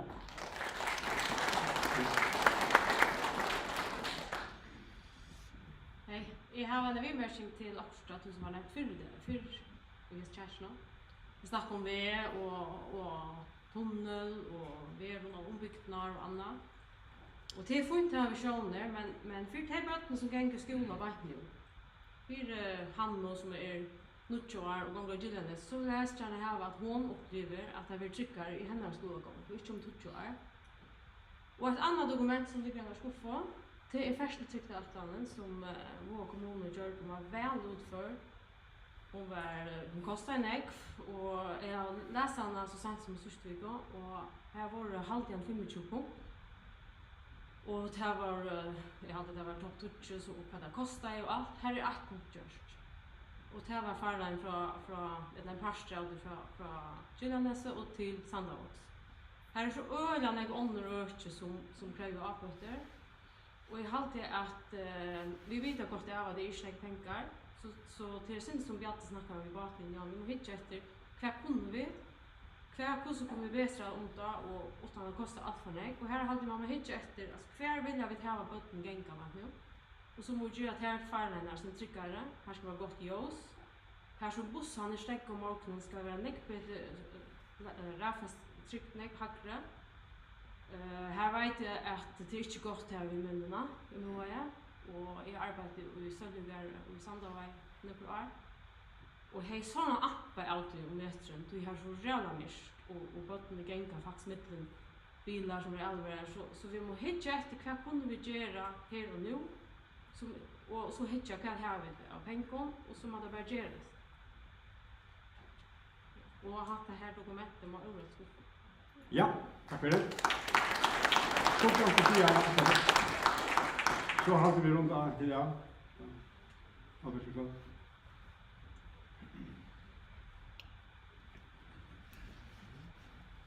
Det är så läs att det är en omsidning och det är några politiker. Vi som är politiker, vi ser att vi tar avgör om ungdomspolitik och först till Atlant. Men så är det någon som ska utföra dessa Atlanter. Och då kommer till ungdomspolitiken, då är det så läs att, som säger Janne, det är vi fyra mentortränarna. Och jag var spänntor och glad och hoppas jag kommer igång till att arbeta vid ungdomspolitiken. Men det vill inte förvärande borgarstjärn, fraförande borgarstjärn inte, och tog ligger det inte skuffen till borgarstjärn, inte skuffen till mer, eller någon annan politiker. Och tog säger att välja rätt till kommande val. Och då kände först lite Atlant så är det akkurat på samma måte. Det är nästan 1 krona brukt på först till Atlant så står det. Men tog bättre hur så för fjällsbygder vart vi att första skajnen då hon säger att jag var borgarstjärn. Ta hänt en och först till Atlant. Tog bättre. Men det som säger vi politiker vi tar avgör men utför det inte. Så som ska leda så ska man leda skuffen till borgarstjärn.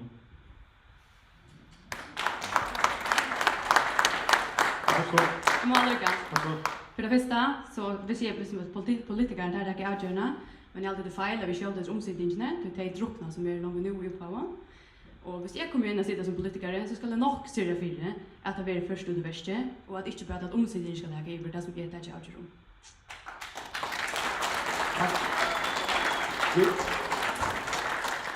Det är väldigt rum för att diskutera så att säga allt om det som heter fotbollspolitiker. Så vi har sagt det och jag hade för att vi kom till att komma väl jobba framdömar så färre vi igång för det uppfärd nu. Och ja, det är så fotbollspolitiker och hälso för vi så börjar efter vi lista A och läsa fram. Och vi har loska och tog att vi har syska trycker så vi kunde göra från det va. Jag anser väl. Men det har också sagt det var 20 minuter till framdömar. Det är inte.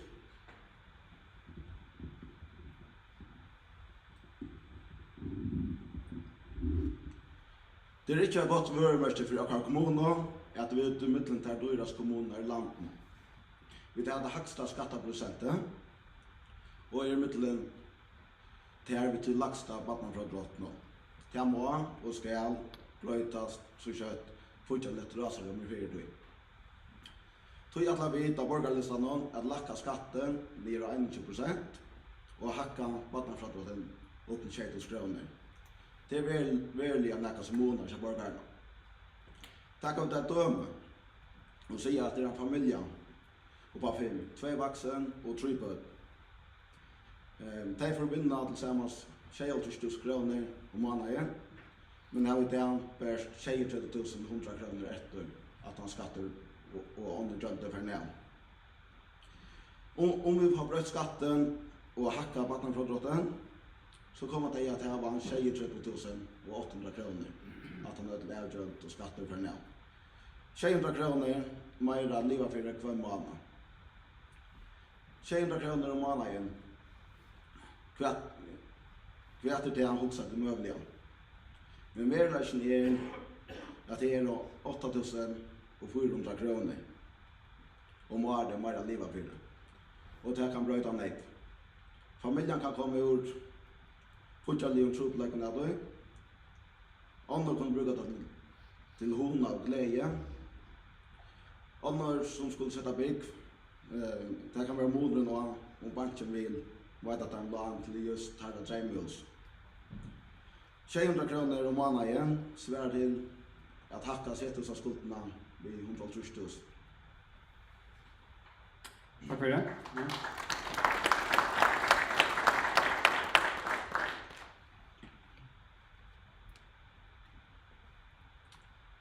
Det var aller helst vilt vi og kjører på da vi tås om kommunval, og her nekk tål kommer fram, og med et eller annet er at våre kommuner har haksta skattetrust. Vi kjører større mot det nye. Men det er et tal som er inntøkket per borger. Her ligger vi helt nede i tjøkken. Vi ligger nianfor sommar kommuner og Sore. Og hvis vi taker Sørva som sammenløkning, så hadde vi kunnet haft, eller hadde haft samme grundalle som Sørva var, så hadde vi haft 11 millioner mer i kassan om år. Om år. Så det er ikke større. Men høyast det, så må man sutja just på framtøyna, og vi kunne ikke også om hva det undergjøre. Og vi halta at det er ikke rett av høyast skatt, og en så lov vattenflott og så videre hava. Så har vi vært veldig konkret i okkar stendesgrad, her har vi da sett at skatten skal være 1% til 2025, og at vi skal hakka vattenflott til 20 kroner. Og nu hadde det hørt det var atlander i neste årene at onker heller derfor ganske ikke stretcha. Men det ber til, det ber til, men det krever at onker var styr av skutene. Onker som har fortsatt hvit og skil, og klarer seg måte og til innskjønn til oss politikere. Og i byrjan av Møynundskai som borgarstøre fra 2008 til 2012, da får vi underliggende lengt til Atlan, og hentar vel lengt til Atlan er lagt fram nå, helt fram til 2030. Omsidningen har lagt sin ekne lengt til Atlan, vi har en skattebrente på 20%. Jeg trygg på framtøyna, så har jeg valgt å hakka inntøkene mer enn kvart og i omsidningen vantar. Og jeg har eisen lagt skattebrente og hakka vattenflottet.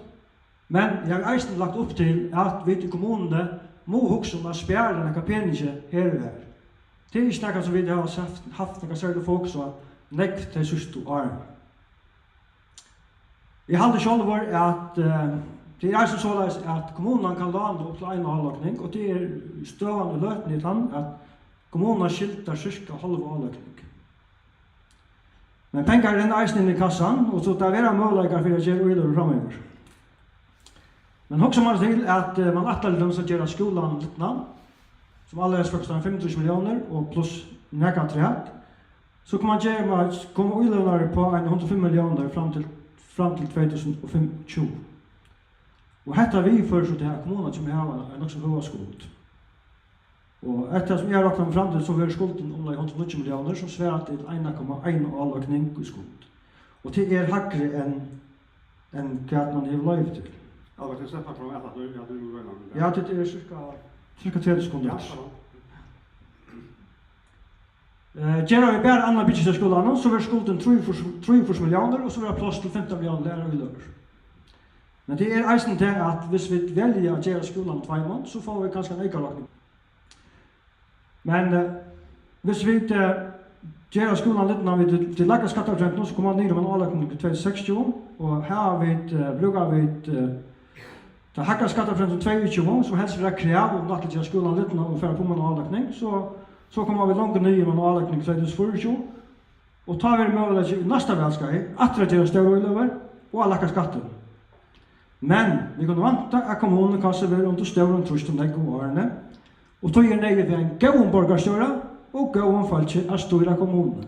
Vel Albert Ellefsen, vel borgarlista, godt vel Ødsson. Ja, og så for fremtidslisten, var det? Jeg får som fortsatt politikk.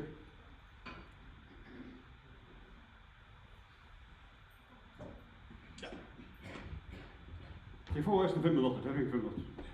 Första läs. Ja, på kvart sån. Jag har nummer där fram till listan. Som navnet i listan sier, så vil jeg vite listan hun hittar långt fram og leia våg og mån inn i framtiden. Vi må tåra drøyma, og vi må tåra drøyma størst. Tog visjoner skulle til for framtiden sitter våg og mån. Vi er full grei om at avbjørkene er større, men vi reisen samført om at mulighetene er nekst større. Hittar vi dette verden støv, så skilter vi hvis ikke hver skreiber, så hadde det og cirka 40 millioner. Og som vi sa i sjøvaren, så det mer enn mye i et land. Skatteprosent i 22%, det er hakste land. Hatt det her er bare den verleggjen som vi har for halvt om til akkurat. Og det er så samsynssted som vi må arbeide ut fra.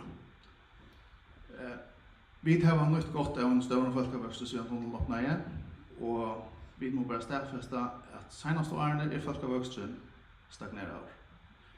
Og ta også seneste 4 årene sambarst høgstående. Større tykning er at vi fokuserer på inntøkvøkster og folkevøkster på en av veien. Vi må standa sterskere for å få ikke velferdstjenester som vi ødler så gå i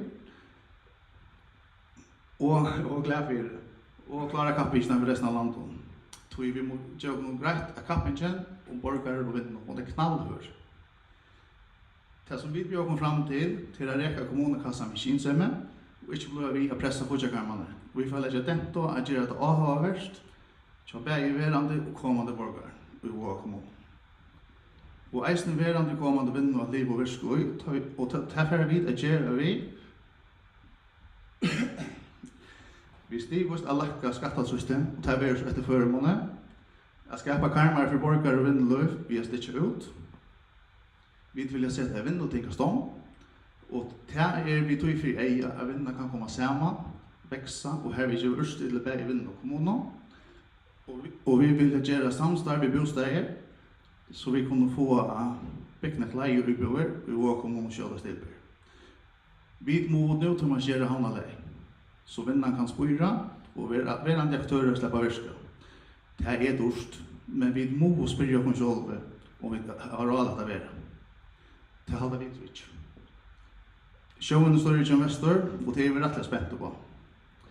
Og vi må slå ring og flåde og ta virksomhet som annars er gjør.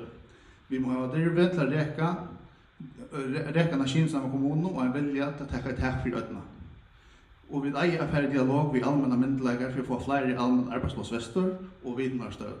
Til det hjelper til vi som Albert snakker om at skatteren mye per borgare er så lav. Vi tar fram til listan ikke å sette fokus på fortsatt naskinsamme og rævfestinger eislig på langere sikt. Vi tog endamålet av vår kommune, av vår beste kommune i landet, og det mener vi, og det er ferdig etter. Fram til listen, men nå blir jeg. Takk for det. Takk for det.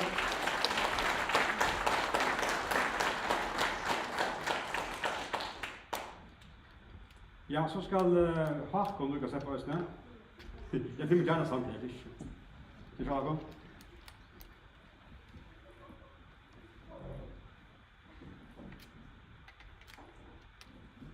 Jo, vi snakker om fortjørpolitikk, det vi snakker om skatt, og det vi snakker om badnafratråd. Og muligheten til det, så skal badnafratrådet vekse, og skatteprosent skal minke. Men det er nekker uiløver som skulle gjøres. Skolen må gjøres livet, skolen er kommet for å være, han forsvinner ikke. Etter sier vi kommer for å være, eldre er ikke kommet for å være, det forsvinner ikke. Man må alltid ræfeste pengene rett. Eldre er ikke og badnageren, og skolen må ræfeste. Så snakker vi da sin tro Batilen, og onker også er ganske utrastig. Men Batilen, han får eisen penger inn. Alle der som har en bat, tar betala penger til Batilen. Så det er det syntes ned til at man ikke ser tar pengene rett og så går opp alt. Men man må hava skyld og reksjon og ræfesta pengene rett. Takk for det.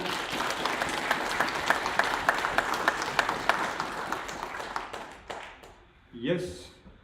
Nå, men nå har vi så kanskje hørt her at det er en kommune som er nok så dyr å bygge i mot resten av landet, man faktisk har dyrest skatten. Og mye av inntøkene fra folk er ikke kjærlig høyvei. Så det er litt problematisk. Og likevel så har vi nekvellarna som atlas här att göra det på. Så tar vi det pussespel där på att hänga samman fortsättningen så jag kan ju för det nästa som jag skulle ja.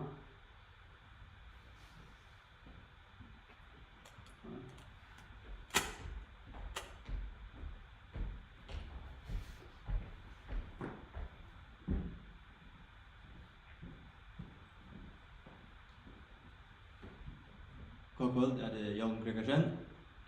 Spännande projekter som av ved. Vi husker jeg spyrja kommunen, eller det som setter opp, om tilbøyene til ødelig arbeid skulle hentast ved øytene, eller om nekkar husker at hitja langer ut. Ja, detta konkret.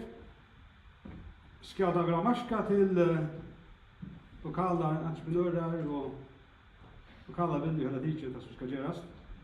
Det är för att det blir ut om allt landet. Ganska allt med Europa. Jag ställer bara väg. Ja. Så nu har vi en parsta vänner nog så länge då. Och hade vi en av dem om stora kritik på från mina för min känna mig ja. Det har vi stannar inte några samman. Så det sker med större budget. Skibet det ska ligga att det är landsuppgåva, men vi måste stanna samman om vi tror vi snackar om vinnerting. Att vinna ska komma samman. Vi såg att jag kan själv och just klass så vi stora succé. Komma samman, vi också ta temperaturen av vinna. Tossa samman om hur man har det, kasta en pyr framåt. Så uppläggar, successor. Det snurrar sig om så vi till väster har det gott. Hvis vi vinner inte upp och det har gått så har vi det gott. Det kastar av och upp. Så ska vi satsa 100% på elna, så är småstens så väl som görligt och skall framåt. Det äger bit så standa helt med att trycka. Inte så. Jag kan lycka fylla upp på det här. Hvordan trykker man seg at det en nok så lydelig kommune, selv om det ganske større enn det i landet, så det lykket en nok så lydelig kommune, og det er avmarska hvordan det aktører man hever innenfor indisk og vinn og segmentene. Hvordan trykker man at man får den beste prisen til man skal bruke lokale Prisen er nekka sida, og vi tar nok av vinnerløy i Vestre til at få en kappning for en pris på. Det vet som skulle stå bjöd ut. Det bestämmer vi till i Nystaram. Ja. Ja, varför?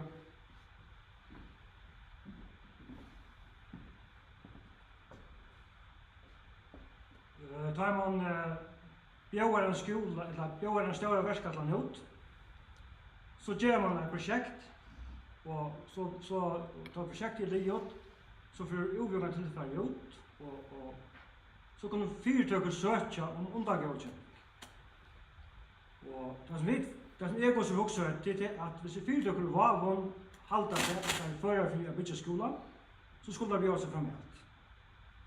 Og i øreneie vil jeg si at det er større dempter lagt til å ha, at trykker seg, at man sier vi tar som skulle jobbe på skolen, og hvis jeg sier det går svært, det er til at det sier om hver underveider i skolen.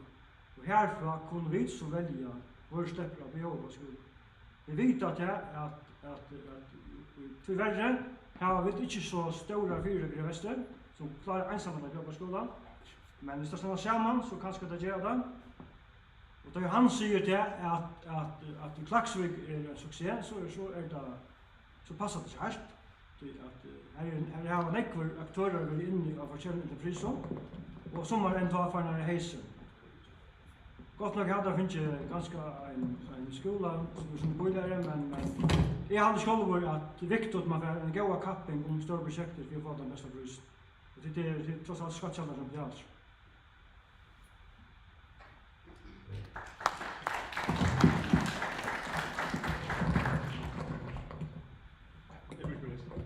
Ja, takk for det. Og så er det spørsmål fra Finn. Ja. Jeg må vende atter til den fyrre spørningen som jeg spurte i Janen og det tar som futsalpolitikk. Sverre fra Jens var skila godt, men han sverre er ångat på spørningen. Det var ångat til talan om når han sitter jo i bøyrannen, så han eier vita det. Det er jo i oppskott noen vær at få skip inn av havnaleie i Moa Sandals havn, og at skip skulle komme inn ta i veien var lagt upp och hon var virka och kors till fristegångsnar skulle så fraktbåtar kom in efter henne till allt gänga showways och man fick ett atmosfär här man säger att detta är sera avhuavers. Man kommer inte fram vid någon nutjon huskote eller lägga att han några ära stjärnor där man kommer vid till svärden som Jens kom vid Jan. Och då spyr jag ta vi tid säga att ingenjör negg och en bjöd sig fram till borgarstjärne Janne tog att han har gått skil på futurpolitik så får jag säga kan man säga nej till 50 till 120 arbetsplats ta vi ta och tåg och det här var sitte sedan 2014 vi är som här inne av kommunens skrivstående men det är inte vänt åter. Men jag kan säga att jag kontaktar era kommuner, skipen är då i rättjefilsen i Foklafyren, slår inte av i vägarna och tar manglar fristetunnlar i det. Och det tog kommunen 4 månader så hade det här ökat och det stände klart att byta byggnaden i det. Är det fortfarande försvarligt att säga nej till sådana på arbetsplats tar man sitter i en kommun och nu säger man det att man ska bygga allt ut och så lyckas lägga till att det snackar om dyp i havnen till 22 dyper i havnen till här som Atle Gregersen är inne i hjörnen vid Piren och hinner med land det är cirka 11 meter och så gängta ner 4 och 2 meter innetter så kan man inte ha det stora skipen här med släckarverk. Tack för det. Ja, tack för spåren. Jag var inte några här bättre svär hästfär. Jag hade nästan det kunde kanske vara gott att vilja veta sen det var nog att det är förvärskapet så det var nog. Det är sjukt att veta det. Ja, jag finn är för hälsa svär där på tidsspårning till att jag visst inne och jag vet faktiskt också om det som du nämner. Jag tror det var från tidsfyrstan. Men det är för så går jag trycka där till att om vi kommer in så går vi fram till listen så förstår alltid att vi är svär. Tror jag att nej, vi tar många pengar och vi därför är några bra fler år med färre har fortsatt lite rasar till att bara säga ja till ting som lite framme och uppskott som kommer fram. Men borgaren ska ha svär till det tror vi det och att ta gör avhåvers inte ett svär till en borgare som har brukt nekva tog på att skriven och komma i oskotten. Ja, hvis vi behöver komma vi någon svärre ta gör avhåvers så tror man borgare släcka att röjna och ta till eisen till trunaren han lackar. Och tog skall borgaren få svär och om det så är ett nej så skall det eisen vara ett nej. Så det är okej ta vi där en kommun som är så fortfarande ettla fyra om man får lov att säga det. Att man säger nej till huskott som är då. Men huskott ska alltid vara kärkommen. Och därför är det kvossor att arbeta för att det här blir det just. Det ska alltid bra. Ja, tack för det.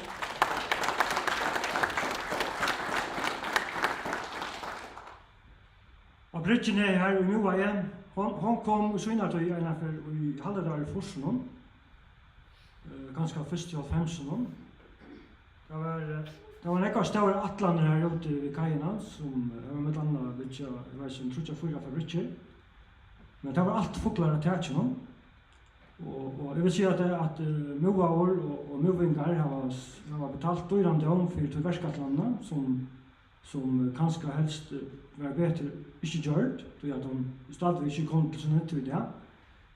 Och då svär det om för så vill jag säga att det samma att ni känner inte mål i Tyskland och det hade helt skulle vilka mål enstaka mål är väldigt från det. Men det är viktigt att tar man söker till mån och så stora verkskatter som är så motar i Tyskland att se det att hej vi kommer vi en omsökning budgetlöven till ett principiellt budgetlöv eller budget stort risk så är kommunen till upp och skulle sagt ja. Det är klart. Det här var resten värre. Onkel verkskattlan av våren så står eller så står som har man sagt ja vi vill vara väl vi. Och det är väldigt viktigt att det är i tvåtsligt då man får ju halt inte ha bara fåglar att äta så det vet jag nog vill ha absolut bränsle. Ja, tack för det.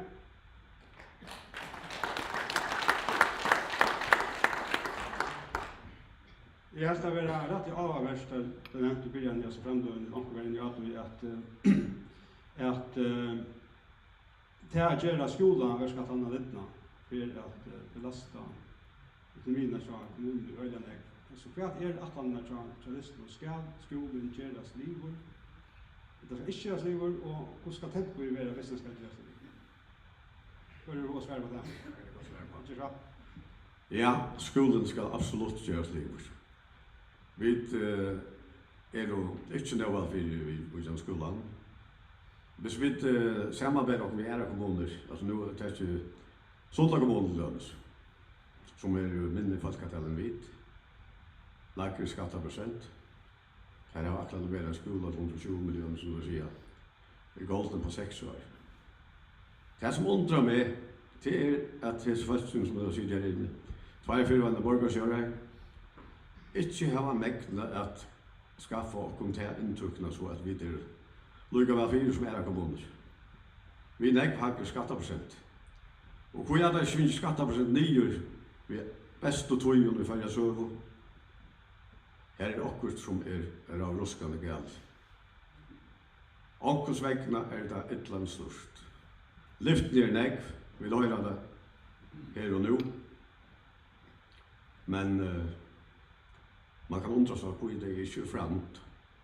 Ta är det själv i makten. Jag gläder mig så gott så det är inte skuffar mig så allt bäst. Och det också. Och ännu långt åter. Så att de flesta vi kunde väl på att vi kunde starta vid 0. Men det gör det inte. Vi kommer starta vid minus och trus. Så lägt åter ut och skulle vi färra för att uppdatera kommunen. Helt att till tvärgar. Husandes vi allt som inte gjort med låra det. Steinar som skålen, kommunen har bara lagt flere att rätt och ta gäng och gnatta och göra för 3. Götter. Det är nokka tror vi. Det är inte alls som kostar oss goda däck, men allt är nöjt. Så. Gott så alltid. Ja. Ja, vi har förståelse bara en lilla vimmering. Hvis man huxar om hur nek inflationen är hacka syn skolan och brunaliga skulle vi gjort så hejan upp för nek billigare kan ta fram nu. Så till så säga att hvis vi blir via boja så vet man inte kan matta. Men hvis man alltid bara söker för att göra det att det blir gjort. Till att vi söker nu att inflationen bara hackar och ett spurning rätt arbetsmiljö är mer stor för jon och det de vill sen i 2019 kursor. Så vi kunde vänta till att skolan han var dyrare än att han höjde värde som man bara söker för att hålla som lyfter på den vägen och göra att det skulle göras. Ja. God kväll allesammans. Jag vill bara tro att det är Matmar och Herborg säger en pura samtal. Jag har alltid sett det att man sitter i en kommun och vi tar den stora byggverkskatlan i 2013 till skolan och livar. Om vi håller det som och byggfärna nu framåt och inte tåra hålla av så kommer skolan kanske vara 20 år gammal tar vi liv. Det är också vad det är myndigt. Så vi måste där sen tåra att räfesta så vi kunde göra så byggverkskatlan lite när tar vi för hållt det. Vi inte bo i allt för mycket. Det där är bara dörrar i det. Tack för det. Gott ja. Albert Schoffer skott och så han var Sverige. Jag kunde gå för spårig in en Albert Hannes Sverige. Det är att vissa utskolan ska göra sig för nu så tror jag så att det är väldigt tråkigt att vi kör på så en Albert. Hur så får man just är det under samtidigt som skolan gör det. Då man för halt vi hesa verskatlarna. Då var för skolten upp på 1,5 avlökning. Bara vi till parten som är här. Och då sagt vi att Eisner måste släppa till skolan lite namn. Men då slopp vi inte för landsens middelagång. Och ett annat krav är att skatteprocent för på 23 som vi handlar om det. Och det blev så fortalt av en fond som vi hade i skolan och det var gott. Min vilja var absolut att skolan skulle sluta. Och det är vi nägg på ilar. Vi fick ett öde gott tillbud på skolan. Vi slopp inte för landsens middelagång. Stående i det är faktiskt akkurat den samma. Jag hade självor, öliga samt och vi tycker fram till listan. Jag gläder mig att arbeta som vet inte. Och här som det inte någon. Jag hade självor att kört om vi färre på en avlökning i skolan så må skolan göras liv. Absolut, skolan är den grundasteinen under öllum. Så att en god skole för absolut borgare ända hemma till heimbygd. Vi är not just going. Jag vet att folk inte sant. Och jag kan säga att till början som sitter vi nu det helt sant att alla vill släppa göra såna annat. Att det släppa göra såna annat. Då är halt det. Är halt absolut att skolan ska just liv. Ja, tack för det. För salen så vill vi med det. Det får jag politik annars.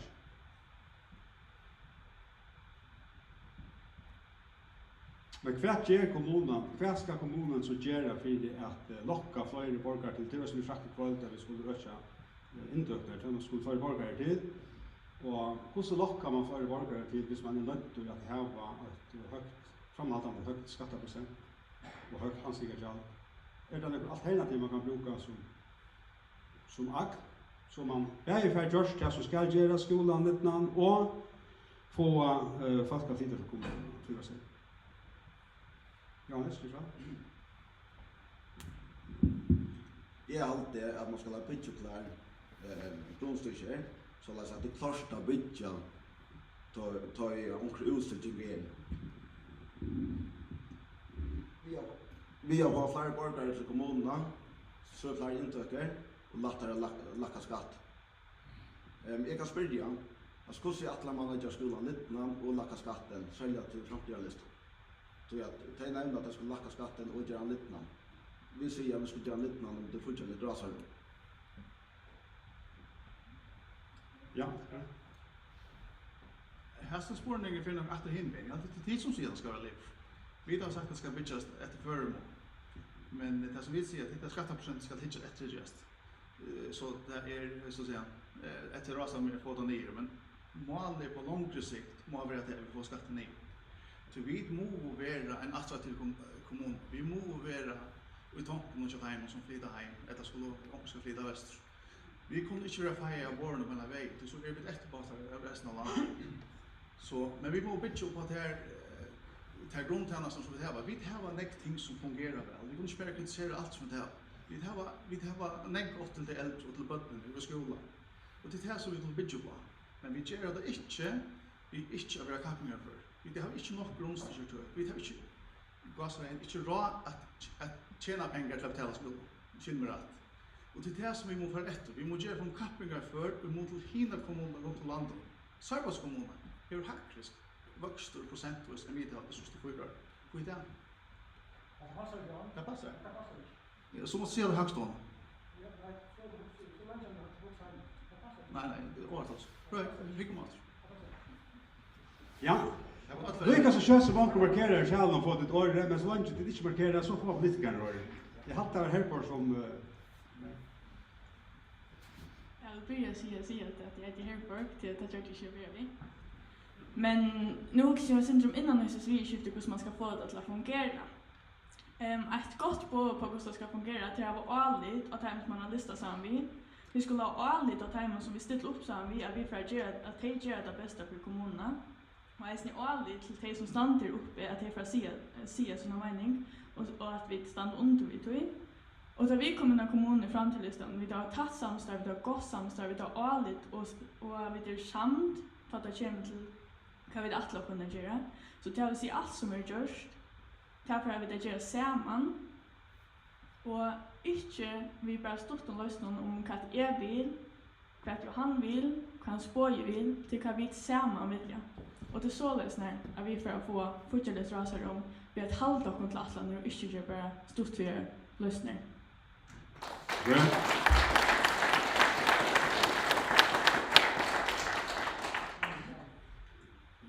Ja.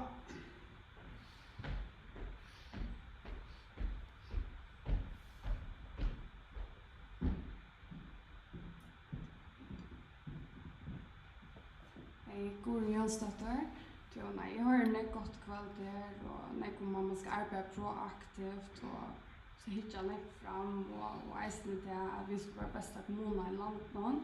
Det är bara en malbalker jag följer kläppra och till det läsande te alltså det är såna kom barn och te som gäng skolan och så slipper skolan och götnar men alltså hvis man ska vara bästa kommun i land och man vill ha folk att flytta här till så är spårningen som man skulle lagt över och det är så att grannarna och någon så att Torshavn kommunen är nekvetta bättre om läsarlöv som är kommunen och det skapar ett väldigt gott sammanhang det skapar reisen till att folk nämner sig upp ett väg och folk trivas där och reisen till att man färre alltså hvis man huxar med makrospektrum att du fars att trycka demokrati på en annan måte vi folk som är väl upplyst folk som är vana tjackmätta så det är reisen gott attack innan vi där men också bara så som är specifikt där som man hävdar när Barcelona skriva men man har också färre Vad huxar du om? Jag huxar om det känns Atlan innan för kvart man kunde görs för att finna läsarlöv här i kommunerna faciliteter ja eller om man kunde sätta en annan form för det. Jag vet inte om det kunde bli minusskola Atlan alltså länka säkra eller Atlan och vi uppbyggningar alltså hon i öknen. Så det här man ska investera så ska jag länka fram och vilja trycka högsta nu i en sammanhang. Så måste du alltså att det här öknen det är spelat och svinna att man ska uppbyggning. Ja. Här var det några visioner vet du för runt hassen spårning nu. Är det några som är roat? Svärda? Ja, nu stilla mig bara rör då kommer. Ja, men just vad det går. Ja, nu kommer jag till att min hjärtamålen. Det är för att vi skulle få en läsarmentan i Västre så skulle de som är läsande kunna ha någonstans att bygga.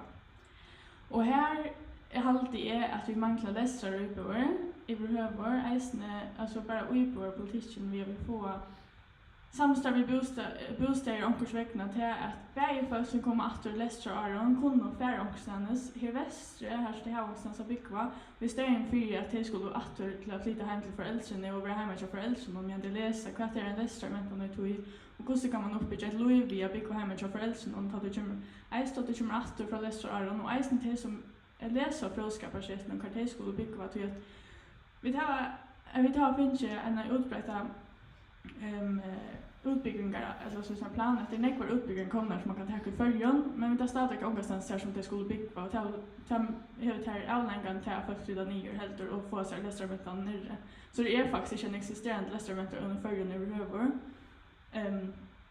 Och tror jag vill ju ordentligt gärna ha att vi får utboer så för att kunna få någonstans eisen att det skulle spara sig pengar till att köpa sig en hus. Men nu är det så snarare följen att vi ser till ska köpa ett hus eller att du bor för föräldrarna till för att läsa till att du bor hemma och du köper en hus. Till så är en konservativ metod vi tar för någon är all för konservativ till vi skulle kunna bygga oss själva upp och människor som människor utan att skulle vara tänkt att öron folk skulle kunna göra det själva. Och då så är det nästan människor över i förrän hvis det skulle kunna tyma byggwebarna. Ja. Och allt det som det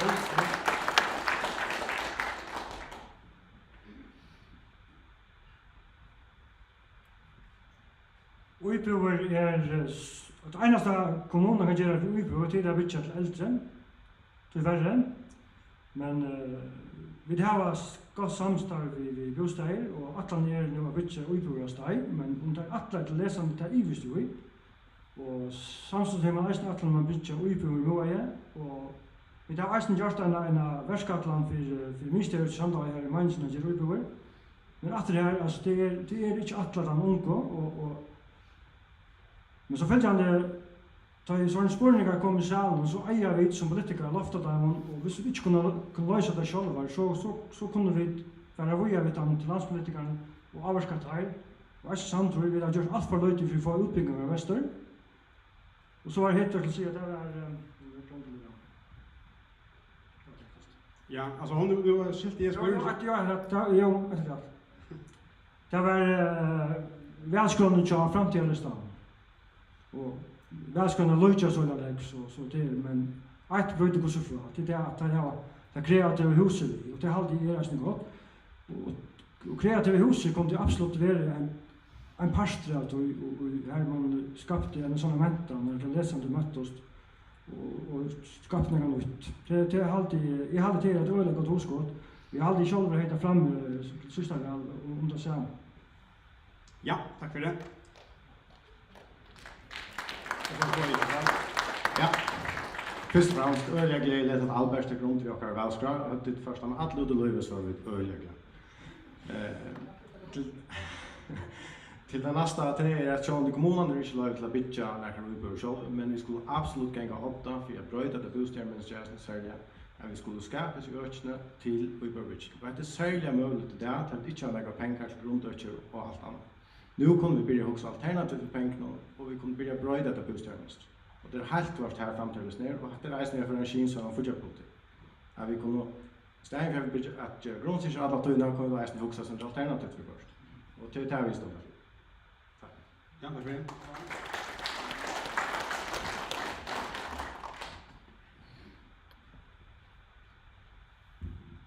Nu har vi ju skrivit några läsarbrev i Svälsröven.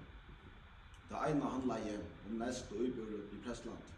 Alltså, jag bygger näst och uibor på en gåvlös sälja till att bygga stort och järskaj. Och för att komma på gör löjv nu. Ja, tack för det. Då vi tar om fotbollspolitik och stående i kommunen så är det ganska uppåt mer relevant att vi tar om i andra sammanhang. Alltså visst kommunen ska klara sig fortsättliga framåter och skapa truna. För man att vi kan klara sig över en samman. Är det nej och runt fortsättliga av om jag kan för det så att lägga samman gör det. Det var skulle vara vad det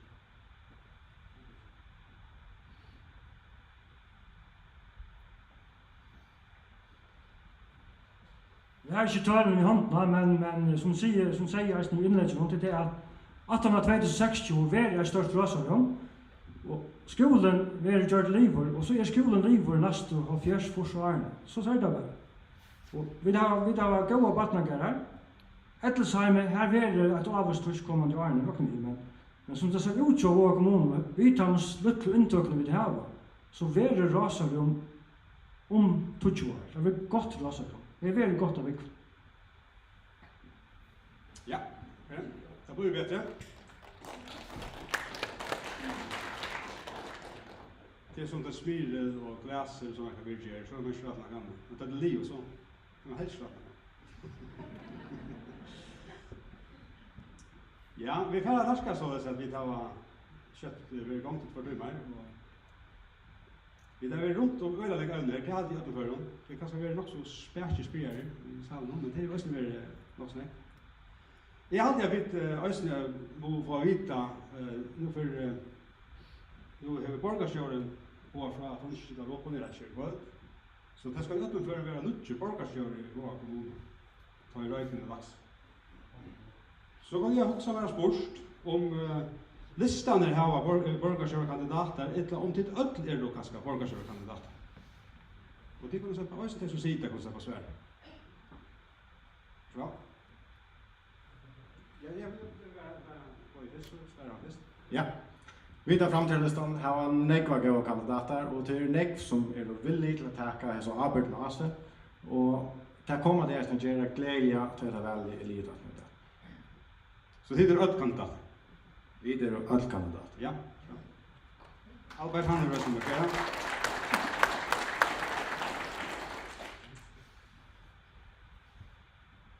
Jag vant inte näka så sin nej till att bli borgarstjóri. Det är en stor ära och höjr att kunna tjäna som borgarna bli borgarstjóri.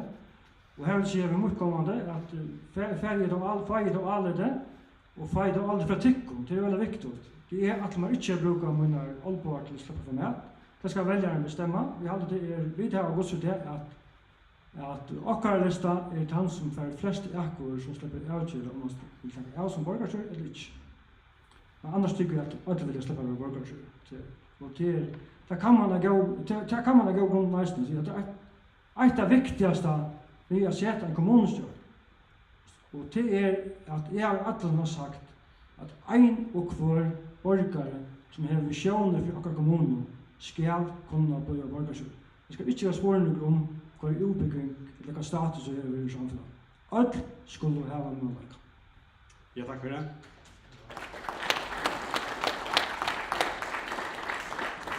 Det är ett för jämstörre parstar och hvis man säger andra är i opposition till hit så är det ofta så som man kan sämjas om en kompromisskandidat. Vad säger du Hakon han kan han vara sorry den var bounce score här det något så? Det var ju man är färdig. Ja, där ser jag.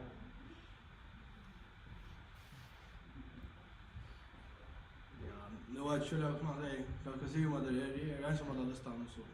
Det är nog borgarstjärna kandidater för listan som är. Här är det steg i måste.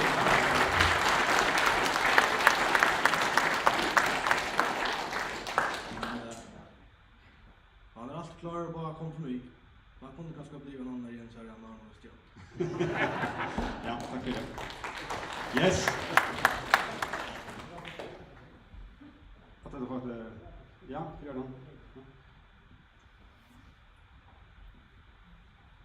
Du går oss fram så vara på sig.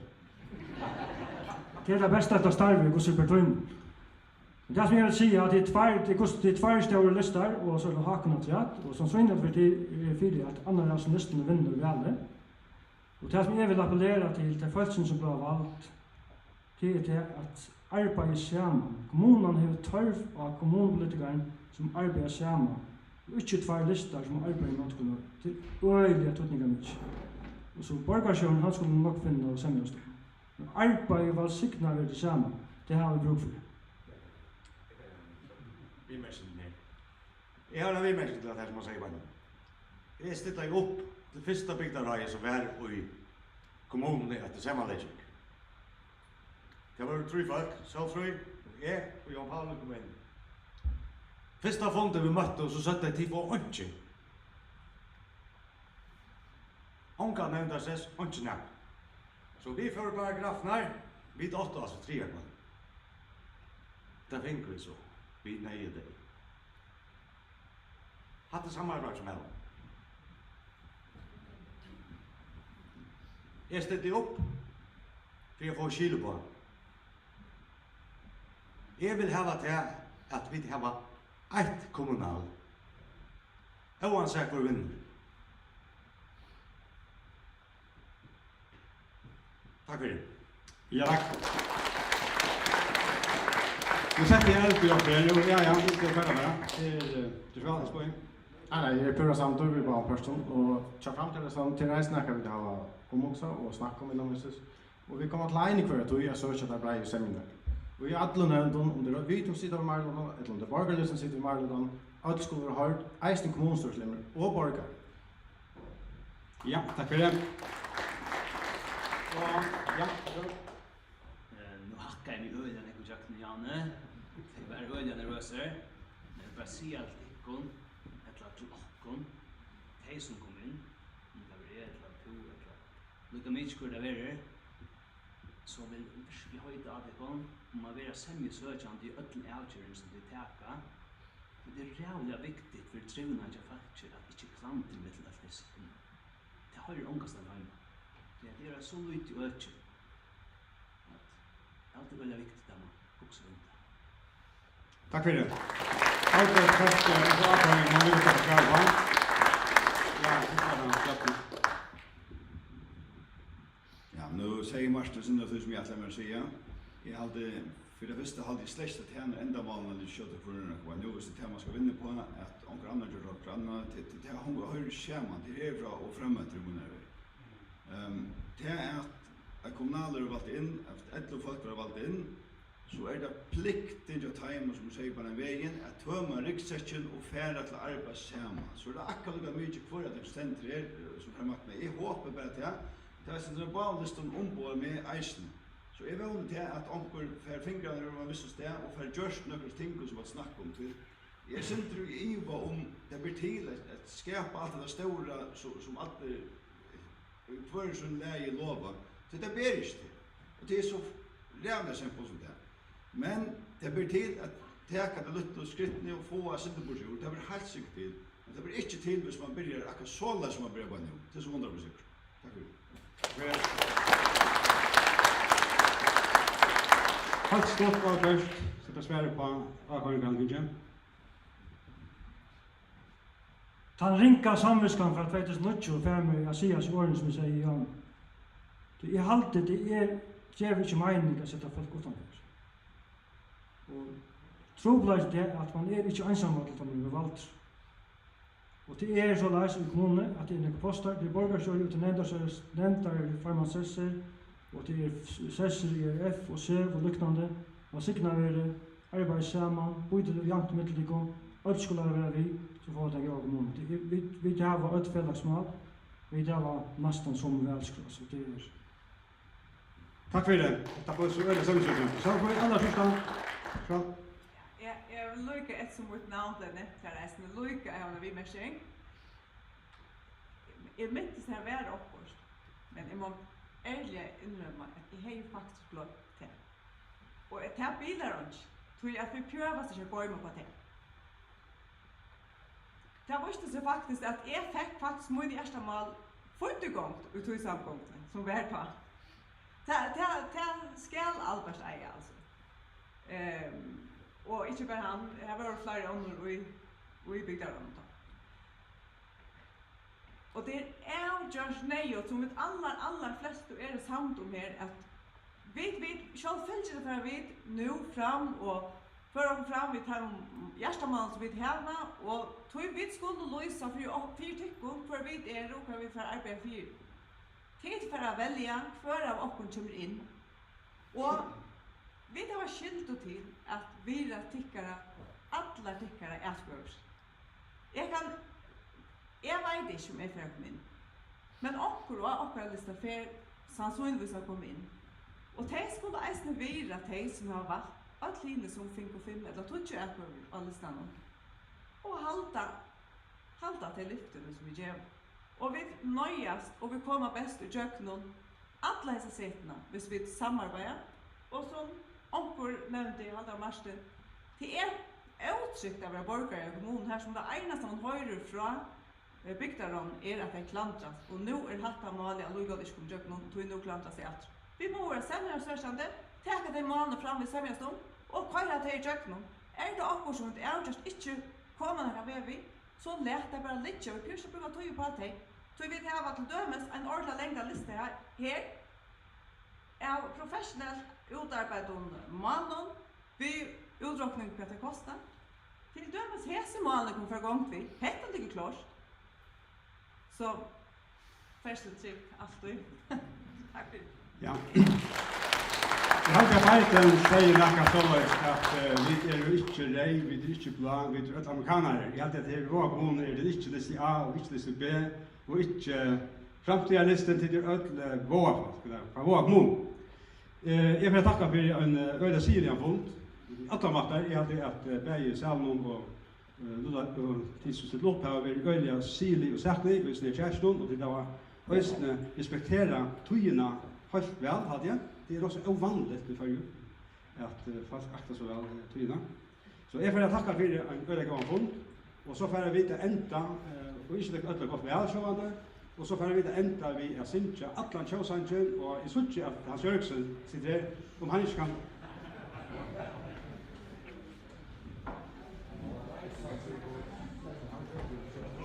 Ja, men hörni, nu ser jag att du skulle sätta dig ner då. Då är att jag tror jag vill runda av nu men nu vill jag ha en notpars. Ja, det är sant. Ta på det så.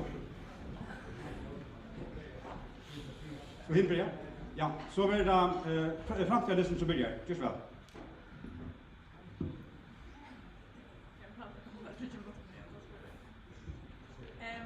Ja, först så vill jag tacka till Knutland som kom och alla och tacka för väl ett natchat till Bergborgslistan och Hakon och Esne för Ingolf. Vi tar fram till listan vi tar så kostar klar till att jag kommer till stora avbildning det är att tjäna till borgaren och i kommunen. Vi vill ha vi och kunna på allt det klantre som har tagit upp flera år. Och vill arbeta för alla kommunerna. Ungen krokor ska vara glömda. Helt inte kommande 4 åren. De flesta av oss som är av listan vi tar inte runt oss i kommunen för. Och flera av oss har helt inte ställt upp över. Hovast detta så halvmeter då kun själv vi har tryckvar runt någon annor ärastanes eisne utrivnan i kommunen.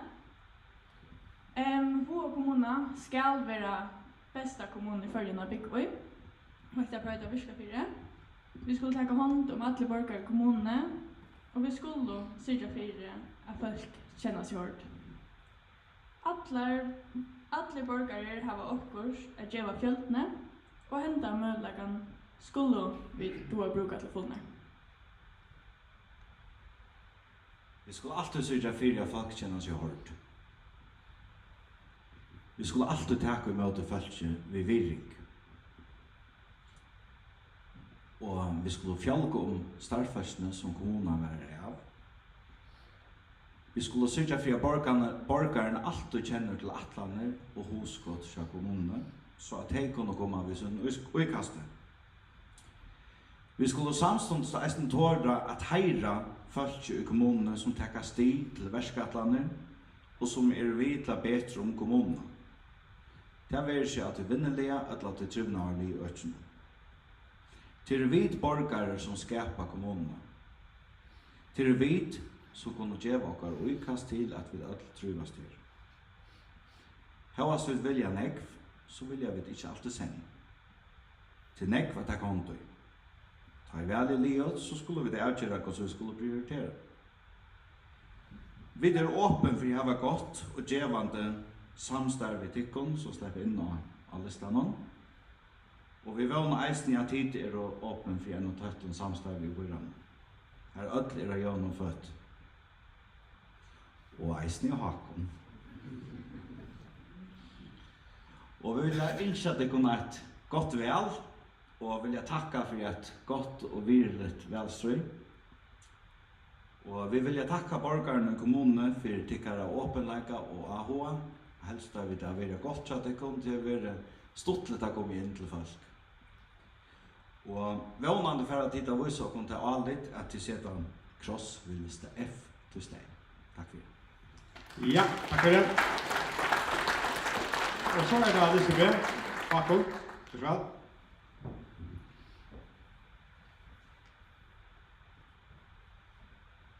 Ja, nu har vi ikke så redan jeg å si her akkurat nå, men jeg håper det at vi får velge med å sette alle damer og lover inn, og vi får få godt samstånd at vi tror det stedet.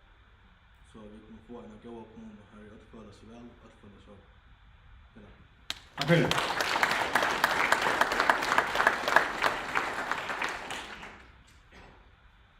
Ja, Kjørsvall. Det er her jeg glemte å presentere meg. Her ligger et tudjemål affær ved kai. Her slipper tudjefolk i, og er røversmør. Er røversfolk, og til opp til tykkene å velge hver skal manna henda baten. Støvan avgjørende tykkere tursdag. At styra en kommune snur seg om at seta seg mål og at ræfesta. Så er det snurra seg om at samstarva, at samskipa og at samskifta. Om man ikke mål seta seg, så skal man bare viser i rækata. Ein kloke med å sier så at det er lust nu vel. Virksomhet utan homend er tushbedla. Homend utan virksomhet er dædrøyming. Men homend saman, men homend vi virksomhet kan brøyda heimen.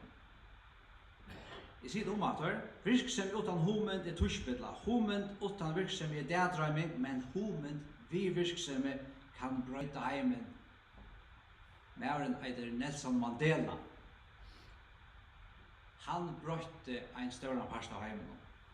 Ein annar vise mæver, han levde for 3000 år så jo han. Det var han vise kong Salomon. Han sier at utan huksjoner så vittlest folk. Vi har hørt nekver på om at letja seg planer, at huksa lengsikta. Og jeg må si at jeg hadde araleie i så 4 år når jeg slett ikke så galt. Og jeg har mengt at nøysa hukt at og sagt hver vi er nå, hver flotja, eller lista senast. Jeg hadde det rikka vel, det er ikke veri allianser. Og det skal det ikke være. Vi skulle rekve enda baten og fela. Så där kunde vi komma längt. Vi säger i borgarlisten vi vill tjäna tikkon, det vill in i eisen. Det är viktigt. Vi skulle huxa 20 år fram, vi skulle 20 år fram. Men vi som kommer i baten nu, eller de som kommer i baten nu till upp till tikkon, de kunde bara huxa 4 år sen. Men disse 4 årene, de kunne godt være en parster av en større plan. Det er egentlig viktig. Og i det sier en av heimses leierne disse gode årene, dream with ambition, lead with conviction. Vi kunne drømme hvis det var et eller annet, og leie ved sandførger, nekker av årene som vet hvor vi kommer til å være. Årene fotle av en heimsleieren ut det. Det var Kamala Harris. Dream with ambition og lead with conviction. Viksja, det er det som vi skal gjøre. Vi skal drømme størst og leie ved sandføring. Kommunen er for borgere og ikke høyt.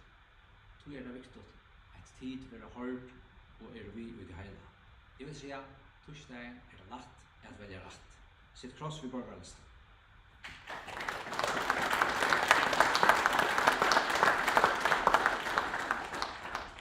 Takk for det. Og så kommer vi rundt, og alt er sagt som sier skal, og så får vi til å enda vi kjøsang.